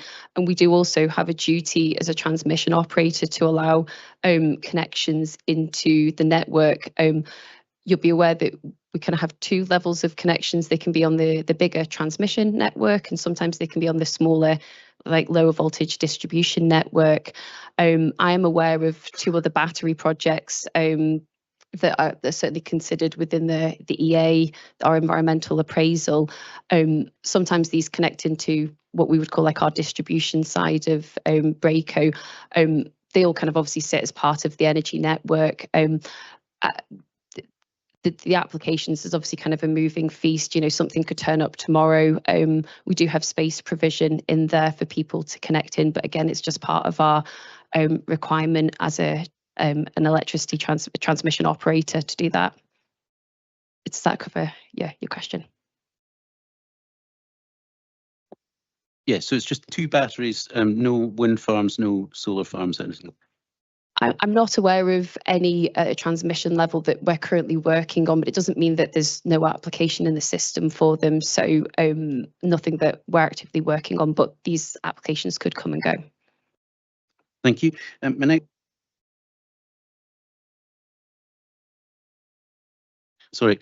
next question is just about, you talked again in the introduction about and we've spoken subsequently about the screening and the light impact in terms of residential amenity. I represent Strathmore Ward. We have a relatively new substation at Cooper Angus, which I understand there's a screening condition on, but there is no screening. And we also have the recently upgraded Alyth substation, which is continuing to be upgraded. And I can assure you there was a huge amount of light pollution. It was lit up like a Christmas tree during the night at all times of the year it could be seen from miles away. So given the recent, this is recent experience, how will you make sure that those situations don't occur again? So lack of screening and lots of light pollution. So a lighting strategy management plan was submitted as part of the application. I think there's a condition in the officer's report to ask for further details pre-commencement as well for that. So we can provide further details. During construction, the working hours are 7 to 7 and 8 to 1 on a Saturday. So lighting wouldn't be on out with those hours unless it's an emergency, and they would also be like on time steps as well. So they would only come on sensors. That would be the plan. During operation, it would be the same kind of plan. It would be permanent lighting set up so that it's basically on just for sensor motions and things like that. That'd be the plan. They'd also be focused to ensure that the lighting's into the site and not out of the site as well. Same thing would be done for construction period as well. We'll also during construction have a community liaison group as well. So if there's any actual issues raised by the public at that time, then there's an easy avenue for members of the public to actually contact ourselves and our contractor to ensure that there is no issues or concerns. Thank you. And just to say that I sat on the community liaison group for Alyth, and it was a very constructive forum for you to engage with the public. My last question was just about the peatland, and I was wondering if you'd calculated how many tons of CO2 would be released during the disturbance that the objectors have calculated for the removal or temporary removal of the peat. Yeah, so there's a carbon and climate change chapter submitted as part of the application. I can't remember the numbers off the top of my head, but there's the data included in that. In terms of the peat on site, there's about 190,000 cubic meters of peat on site, based on our GI or ground investigation we've done to date, and also peat probing we've done to date. That's reported in the application as part of a peat management plan. In that, it explains how we're going to reuse all that peat on site. So we're committing to use all our peat on site, so nothing will come off.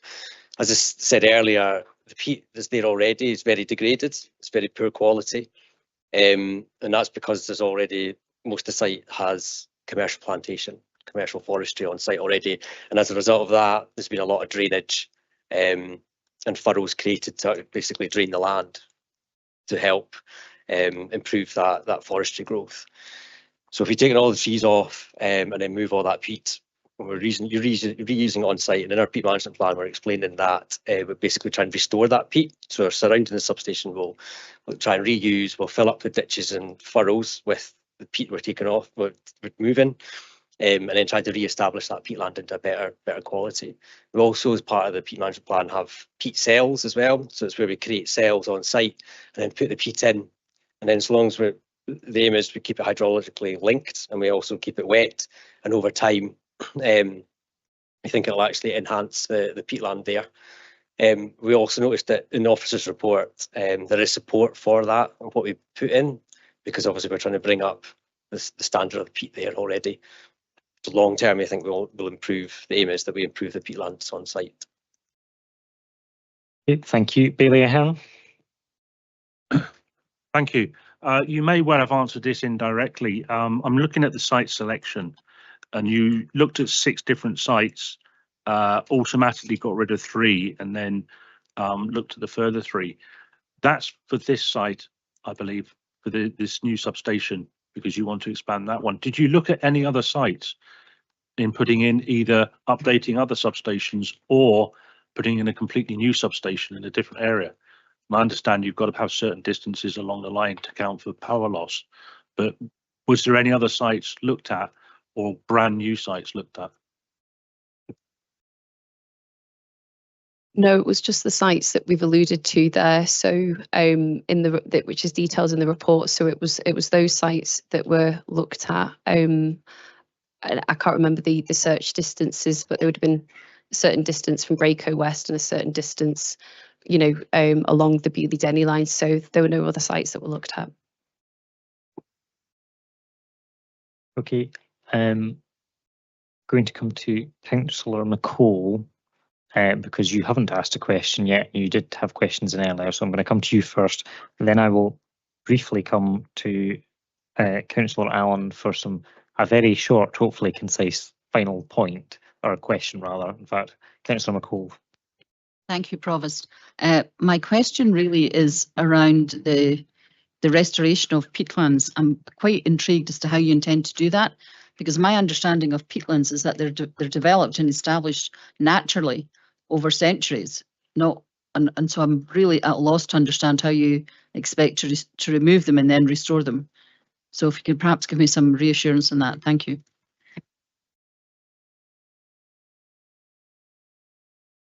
So it's a valid point. It does take time to re-establish peatland. It does take time, and we'll monitor it. So once we establish it, we would put in a plan, and that'll be in the peat management plan and our landscape habitat management plan, a monitoring regime to ensure that it is progressing like we'd expect. And we'll obviously have regular checks and monitoring of that. And it does take time, and it is over our in terms of BNG, that kind of factors into that as well. That's over 20 years minimum. So it does take time. And then as long as we're establishing it, and then beyond 20 years, it might not need so much management, but it should then be there to, as you say, progress itself into a better state of peatland. Okay, Councillor Allen, very concise final question, I think. Thank you, Convener. I've got just a couple of very quick ones. Within your deputation, you suggested that you had reviewed the 85 objections. I'd just like to get a feel for how you actually reviewed them. Second point is, You've suggested there's been a noise impact analysis. I just wonder how that's been done outside of school. And finally, wouldn't it have been simpler just to have had an environmental impact assessment done? Thank you.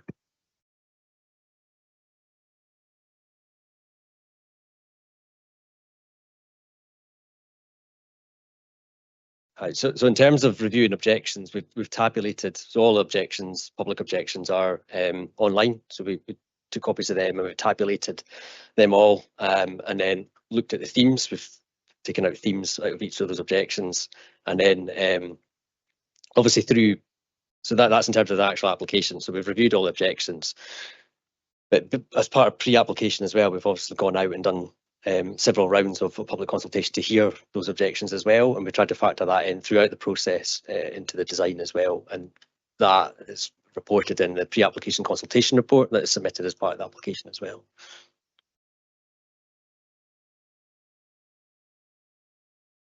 In terms of your other question about environmental impact assessment, so just to be clear, we haven't avoided environmental impact assessment, and we did submit a screening request, and that's on the basis of, you know, a substation is not identified in the environmental impact assessment regulations as being required to be screened specifically, but due to the nature and the scale of the proposed development, we thought it was the correct approach to submit a request for a screening opinion from the council. The council obviously then reviewed the information that we'd submitted and provided that screening opinion, which was that it was non-EIA development. But off the back of that, we produced a really comprehensive environmental appraisal, and it covers a whole range of topics as part of that. So we're of the view that that is a robust approach, and as part of that we have identified mitigation, and there's also a proposed condition that requires us to provide an updated scheme of mitigation, so it's really clear what those commitments are going forward. Could you just remind me of your second question, please? The last one was simple. You've talked about a noise impact assessment. There's going to be 400 vehicles going past a primary school with classrooms 2 yards away from the road. Just wonder how you can help with that. So for the substation development, there will be no vehicles going past the school in Braco Village. The Hull track, which is a separate application, will remove vehicles from Braco Village, so that should not be an issue. Okay, thank you very much for your deputation today and for all the questions you've answered. You may now take your seats again in the public gallery. Thank you. Members, we now move on to questions for officers on the report. Councillor Lane first.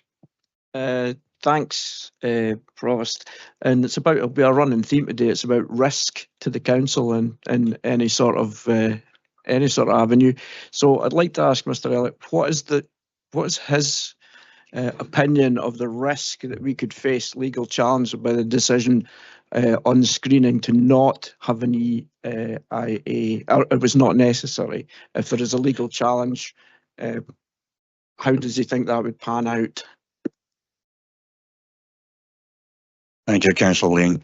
Can I indicate that the requirement or the screening opinion for an EIA is an earlier decision, and that was capable of being challenged?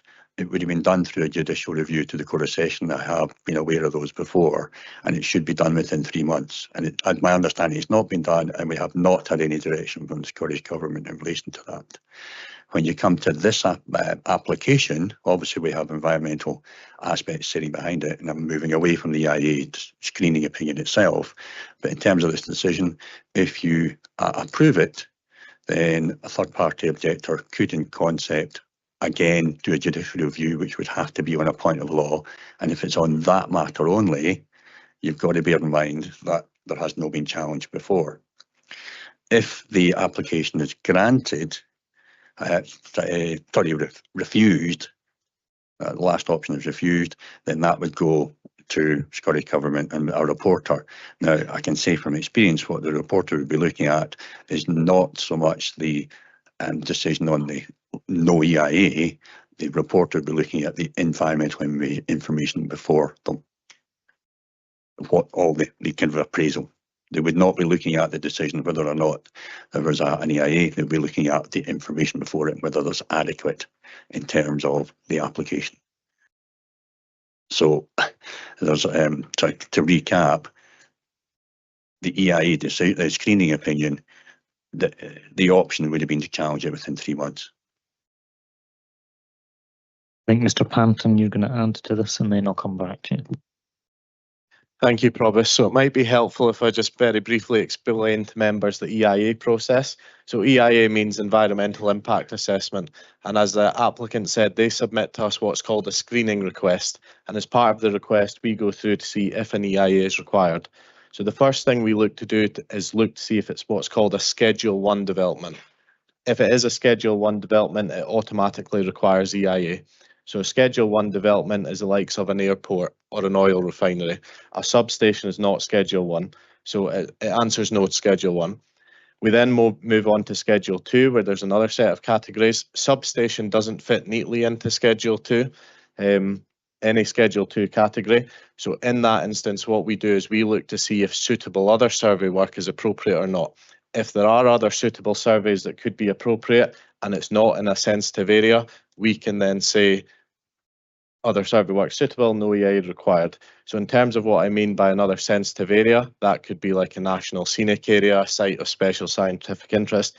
There is no sensitive area within this development site. So the opinion of our officers is that other suitable survey work was suffice here, and as such, no EIA is required. As Mr. Elliott said, any third party person could make a direction to Scottish ministers to challenge that, and that has not been done. So we are absolutely competent. We are absolutely convinced, I should say, that in this instance, EIA is not required. So hopefully that further clarifies for the committee. Thank you. I was just wanting to be reassured there was absolutely no risk at all. Thank you. Okay, thank you, Councillor Waters. Apologies, thank you, Provost, but apologies. I'm going to stay on the EIA stuff because I'm still struggling to get my head around why there isn't one, and I understand the reasons that you have given, but given the emphasis within NPF4 on peatland, and that whole environmental element related around that. I heard the applicant's response to my earlier question, but in the screening, it is just about, you know, in a section, and it is about, will there be disturbance of peat? And his answer was more about the quality of the peat, but that's not what the screening is saying. Is there peat there to determine it? And going from maybe to 190,000 meters cube is kind of difficult for us as elected members to see and have confidence in a robust process regarding an environmental impact assessment. And I understand what you say, and I understand there's separate documents in there that cover the peat management, that cover the environmental stuff. But and correct me here if I'm wrong, because your knowledge is a lot more. An environment impact assessment would have joined them up, and one of the answers given by the applicant was, this is what we're going to do for peatland restoration, which actually shows that joined up. But the fact you would have had for a robust process a document that would have done it together would surely have given the public a lot more confidence in the process. And I have still having a real issue over the fact that it wasn't done in something where, you know, a significant amount of peatland has been removed, and the fact that the emphasis legally within NPF4 is about protecting peatland. Now, I get the 5C, I get, so a national infrastructure policy allows something like this to go through, but that doesn't mitigate or cover the fact, the process that's gone through to get to this stage where we can determine something going forward. And I feel there's answers that need to be given in there to why the decisions were made not to not to go down this road. I understand what you've said previously. Thank you. Thanks, Councillor Waters, and that is a fair question. So to clarify, as part of this application, a peat management plan and peat landslide plan was submitted to this as part of this application. So it's not that we have ignored peatland just because an EIA is required. They have submitted the survey work. That survey work was reviewed by SEPA, it was reviewed by Nature Scot, and it was reviewed by our Council's Biodiversity Officer, and it was also found to be suffice subject to an update. So there is a condition recommended about an update there. One thing I would also point out is this is currently commercial woodland. So I think when people think of peatland, they automatically think of a bog or something. This is currently a commercial woodland, so the peat has been damaged. And like I say, SEPA, Nature Scot and the Council's Biodiversity Officer are all happy with the peat survey work that has been done subject to that update. So because suitable other survey work can control it, there is no need for a further EIA because the survey work in relation to peatland would show the same output. Councillor Massey. Thank you, Provost. I'm going to stick on the environmental impact assessment. Sorry, Sean. We didn't do one, but the SSEN voluntarily provided an environmental appraisal. Are you happy that that's up to the same standard as what an EIA would be? So it's not as complex as what an EIA would be, but we are absolutely satisfied that it is suitable for the application before us today, as are SEPA and Nature Scot.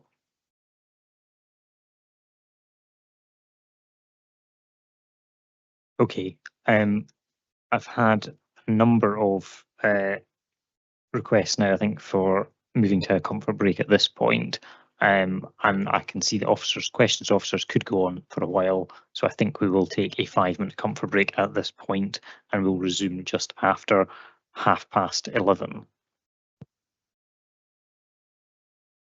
Welcome back to Predetermination Committee. Bailey, your question to officers next, please. Yep, thank you, Provost. In an attempt to I think we're all dancing around this matter of I think we're all dancing around a little bit this matter of the environmental impact assessment. My question is therefore attempting to cut to the chase on this matter.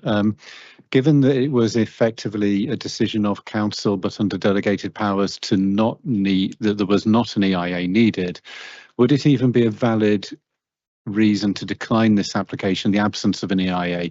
I'm thinking probably not, but just wanted to get that confirmed. Thank you.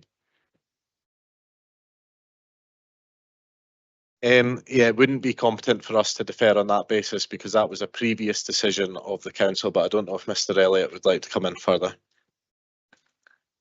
Yes, I would agree in terms of the process, that decision's already been taken. So what you're looking at is the application and you're looking at the environmental information that has been put before you, not whether or not there's an EIA, but the information before you. I'm not sure that is going to short circuit the questions looking at the councillors' faces there, but good attempt. Councillor Braun next. Thanks, Provost. This is probably a question again for Mr. Elliott. Sorry. One of the objectors mentioned the potential of a possibility of a site visit. I know these are difficult to arrange, and with 40 members, it could be a logistical nightmare. But it was raised by one of the objectors, and given the size of the development and the number of objections we have online, I think it's 85 from 59 households.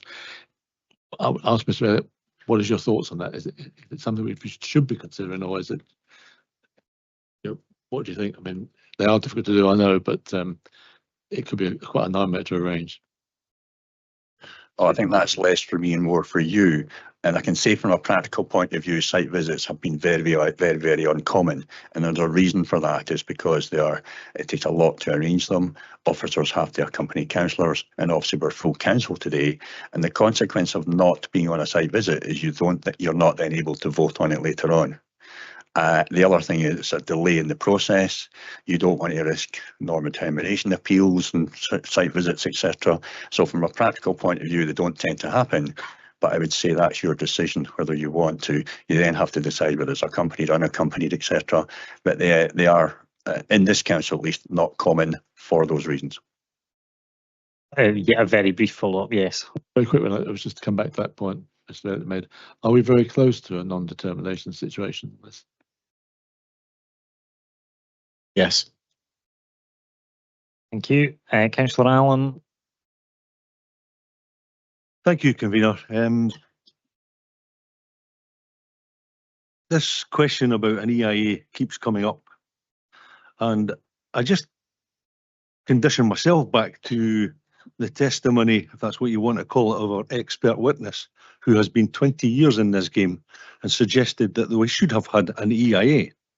So my first question is, can we request an EIA in retrospect?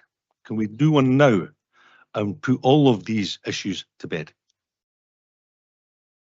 It wouldn't, like I said to Bailey, it wouldn't be competent to do that now because that's a previous decision of the council. But what I would also point out is that objector had the right of appeal to direct it to Scottish ministers and didn't choose to do that. And I would also point out that the case officer at Perth and Kinross that determined this has over 30 years experience of working with the council.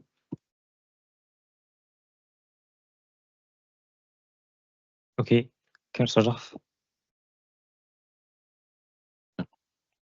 Sorry, Provost, thank you very much. Different topic, but also in terms of legal argument. I think we heard it from Mr. Easton about a potential legal challenge for not taking this application and the whole track application at the same time. And obviously, I understand why the whole track application is not coming today. But what is the risk to the council in determining this application separate from the whole track? Is there one? Thank you. Thank you for that. So my view would be there is no risk to the council determining them separately. They are two separate applications which each need to be determined on their own merits. But I would point out that the only reason we've got the whole track application is to control construction traffic, and we do have suitable conditions as part of this application that will control that. And it also future-proofs it. So say, for example, the whole track application is refused at Planning and Placemaking Committee, it would require them to do another application or another means of access. So we have future-proofed it through the wording of the conditions. So my view is there's no risk determining them separately. Okay, thank you. Councillor Colin Stewart.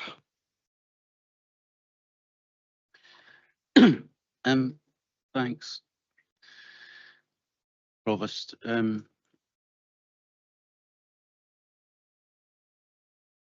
going to go back to the EIA. We've got an application which is 9 hectares, which is on peatland,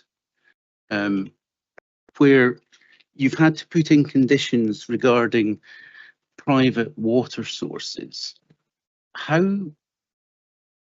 How did we come to the conclusion that an environmental impact assessment was not required when there's, I can't remember, but it was about 20 pages of conditions attached to this, and lots of them are to do with the with environmental impacts. How did we get to a position where we don't have an EIA? Thank you. So the short answer is it's not a Schedule 1 development. It doesn't fall within Schedule 2. And like I said earlier, there are suitable survey work. There is suitable survey work that can control it. So we are not saying there is not an impact upon the environment. We are just saying that it can be controlled through all the other survey work which has been submitted. And I'd reiterate, reviewed by SEPA, accepted by SEPA, reviewed by Nature Scot, accepted by Nature Scot, reviewed by the Council's Biodiversity Officer and accepted by them. Another point I would make is you referenced a number of conditions and private water supplies. We can attach those conditions about private water supplies to a single dwelling house if it's in a suitable catchment area. So if somebody applies for a single dwelling house, they'd have similar conditions. So it's got nothing to do with the size of this development. And I just reiterate that there is a full suite of survey work and we are absolutely satisfied it is not an EIA development. And a quick follow-up on the issue of the private water sources. I think the condition is reference that further work needs to be done and agreed with the Council as Planning Authority and potentially SEPA as well. What mitigation can you put in for contamination of of private water sources when you are literally taking up the ground that is there, the peat, and replacing it with something else? How can you possibly avoid contamination of the groundwater, the water table? So condition 15 will control that, and environmental health were consulted as part of this application and have no objection in that regard, subject to the application of condition 15. Another couple of things I'd point out is within the conditions as well, there's also a condition recommending an environmental clerks of work be appointed. So that is somebody who's independent from the council and independent from SSEN, and they will be out on the site fortnightly, making visits, making sure there's no pollution incidents, anything involving private water supplies, and they have a duty to report that back to us as the council and CEPA or any other relevant body. So there is an environmental clerks of work condition that will control that, so they're doing regular monitoring. On top of that, because this is a national development, the council's own monitoring officer will be doing periodic unannounced inspections to check there are no pollution incidents and the likes. So conditional control plus the monitoring of the council and the environmental clerks of work will make sure that no private water supply should be affected. Sorry, just very quickly, my question was, physically, how can you avoid contamination of groundwater? What physical measures could be included under that condition? So they'll have to submit that as part of condition 15 that has to be agreed by environmental health. Okay, Councillor Tom McEwen. Thank you, Provost. I know I indicated in the chat that I was going to ask about EIAs, but I think there's not much left in this other than an opinion that I have that EAs and doing your own surveys gives you what you want to find out, whereas an EIA might have made you find out things you weren't looking for, is the impression I'm getting from what's been said today. But the other question I have that I'll ask instead, we're going to remove the peat, quite a deep amount of peat, and obviously it's going to be get to bedrock to do the construction. And looking at the archaeological stuff, and the Heritage Trust has commented that they don't think there's minor risk of coming across anything archaeological on the site, and I get that. I take that at the face value that it is. But obviously, Braco is an area that has some great sort of historic, both from Roman times and pre-Roman architecture within the area. So, what's the process when they dig down in this peat and they actually start finding stuff? Because there are standing stone circles and brocks and lots of other things across Scotland and our islands that have only become unearthed, and people knew they were there because they dug the peat out to look for stuff. So is there mechanisms by which then that would stop any build should they come across some more architecture? Thanks, Councillor McEwen.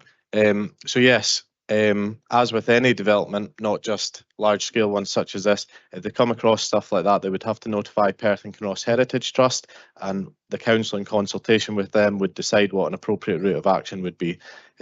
So if, for example, there were standing stones, it may be that needs to be completely dug out and monitored and recorded. If it's just something like pots and pans, for example, it might be that PKHT are satisfied that that's a one-off. So they would have to notify Perth and Kinross Heritage Trust in that instance. Just going back to the start of your question, just about your comment there about the EA and the EIA,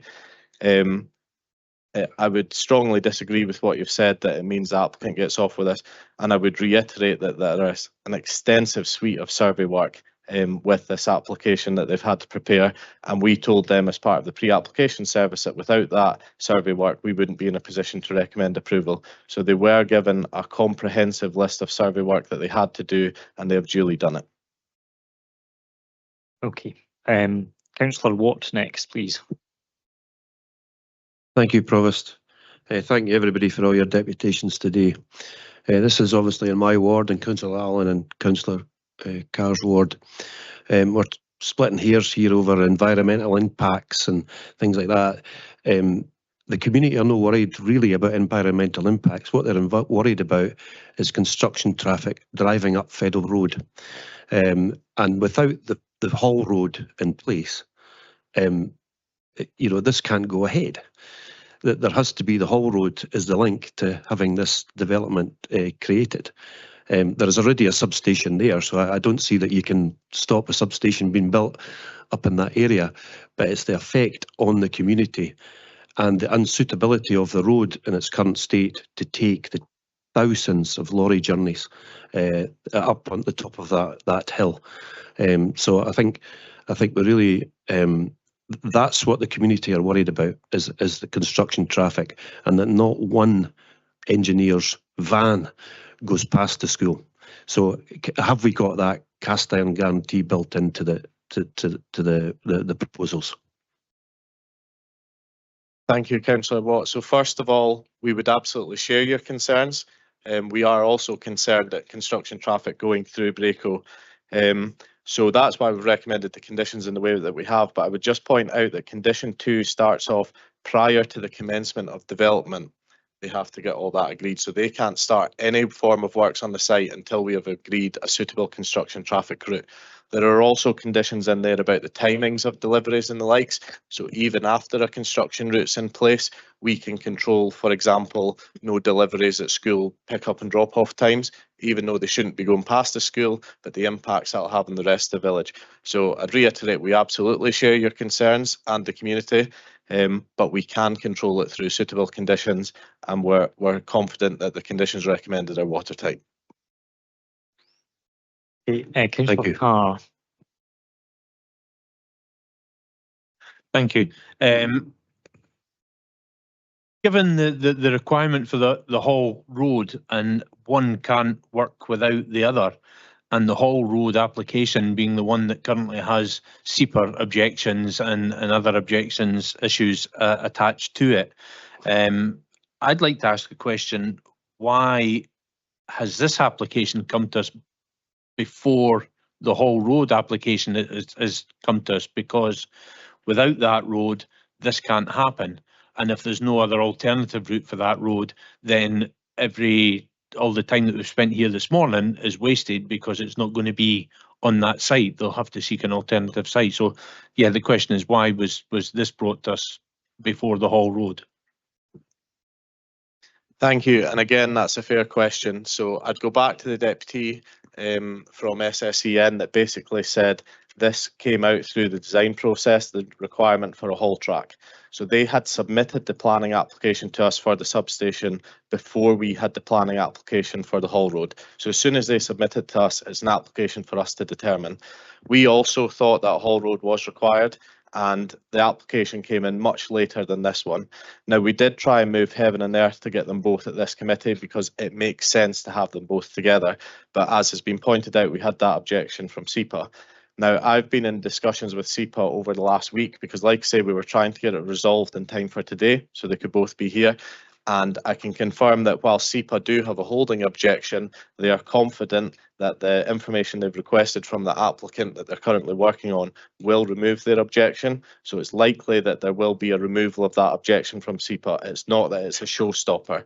But what I would say as well is the way that conditions 2 is worded is, if that whole track road is refused, that won't stop this from going ahead, because this one says any suitable construction route, whether it's agreed the whole track or not. So we are looking for a construction route that doesn't go through the village or past the school, whether that be the whole track application that's in, or whether it be a future application that they decide is to be confirmed. But it is absolutely, we're competent that this can be determined today, because there's conditional control on there that will mean that a scheme is required. So hopefully that clarifies.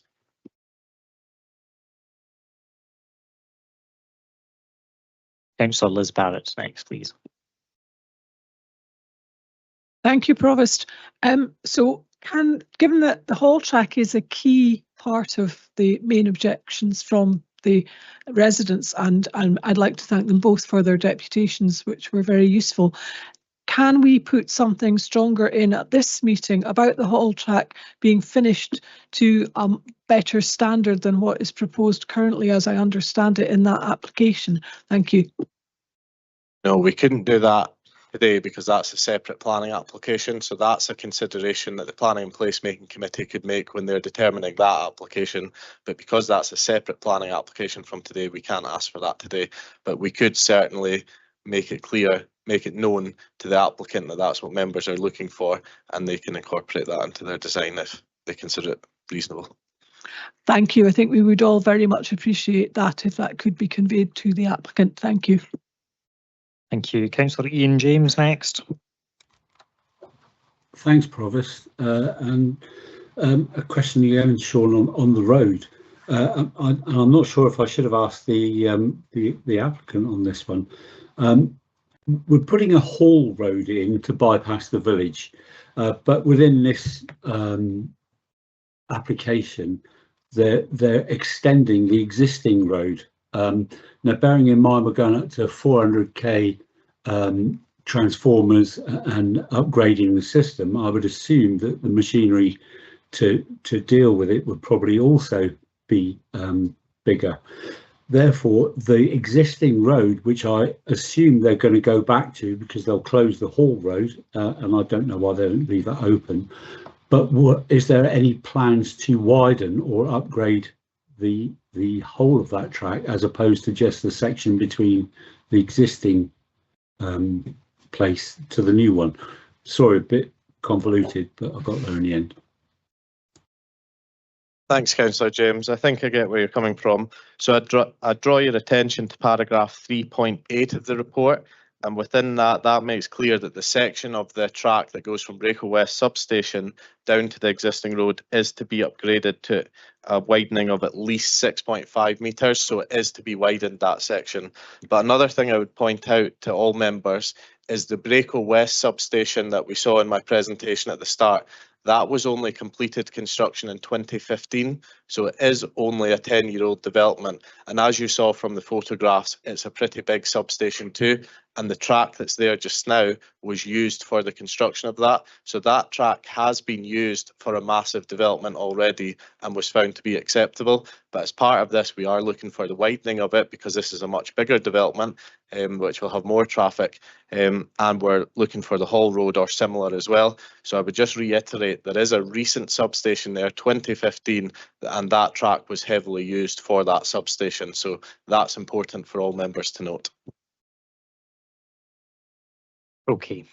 I have cut off further questions because I hadn't got any new councillors wanting to come in. However, I have got 2 new councillors who want to come in, and I'm going to let them come in, and then I'm going to come to the 4 remaining outstanding questions in the chat, and then we're going to call time on this because I think that's very fair given how long we've been going at it. Councillor Donaldson, you have a question. Thank you very much, Provost. It's a question about process and just what's been said, that the whole track application will be a separate application, but it is very much interlinked with this application. Does a whole track application, you mentioned, does that go purely to planning and placemaking rather than to full council, even though it is interlinked very much with this application, which is a national application? So you're not seeing whole track as a national application. Yeah.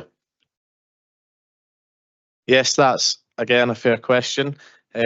So we were looking to bring the whole track to this committee today, even though it's a major, just because they're linked. But actually, under the scheme of delegation, that should only go to the Planning and Placemaking Committee because it's a major development rather than national. So it is correct that the whole track application is likely to go to the Planning and Placemaking Committee at the February meeting, if the SEPA objection is removed. Thank you. Bailey Williamson. Thank you very much, Provost. My question is a bit more of a practical question rather than whole tracks and environmental impact assessments. It's about the risk of fire and how that's going to be mitigated against. Will there be capacity within the SUD scheme in order to get water in the event of a fire? Thanks, Bailey Williamson. So that's controlled under different legislation to planning, so it's not a consideration for us today. But what I would point out is, again, Braco West substation is there with appropriate mechanisms for fire vehicles to get up there. And I would also point out that when I went for my site visit up to this substation, I took one of the council's very small pool cars and I was able to get right up to the top with no issues. So there shouldn't be any issues in fire vehicles getting up there. Okay. Final round of last questions. Councillor Allen, you're on first. One question.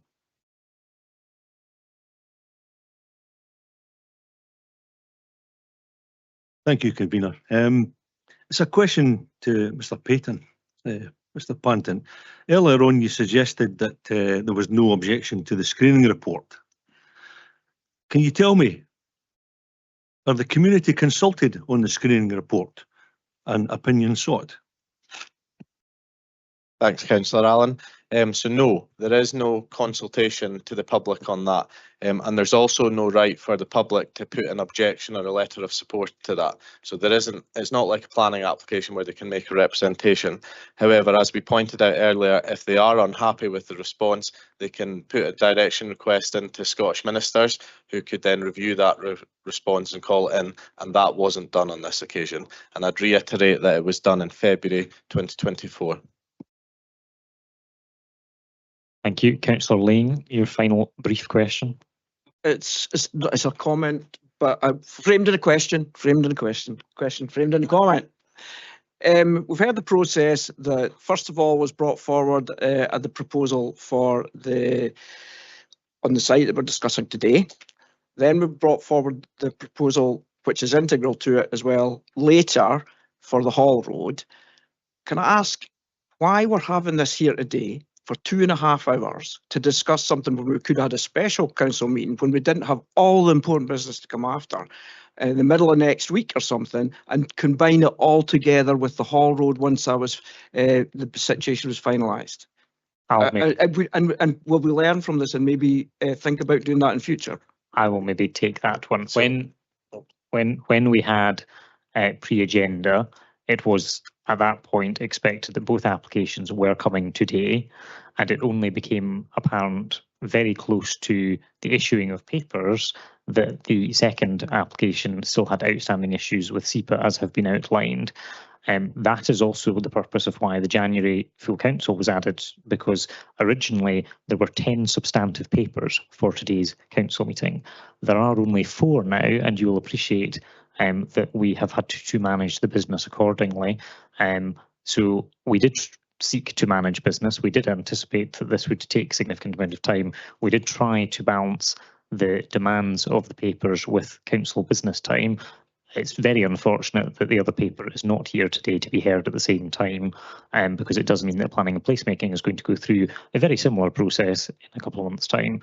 However, that is how we have ended up here today. The question was, can we learn lessons maybe that we could have a special council for something such as this? Yes. Thank you. Councillor Colin Stewart, final question.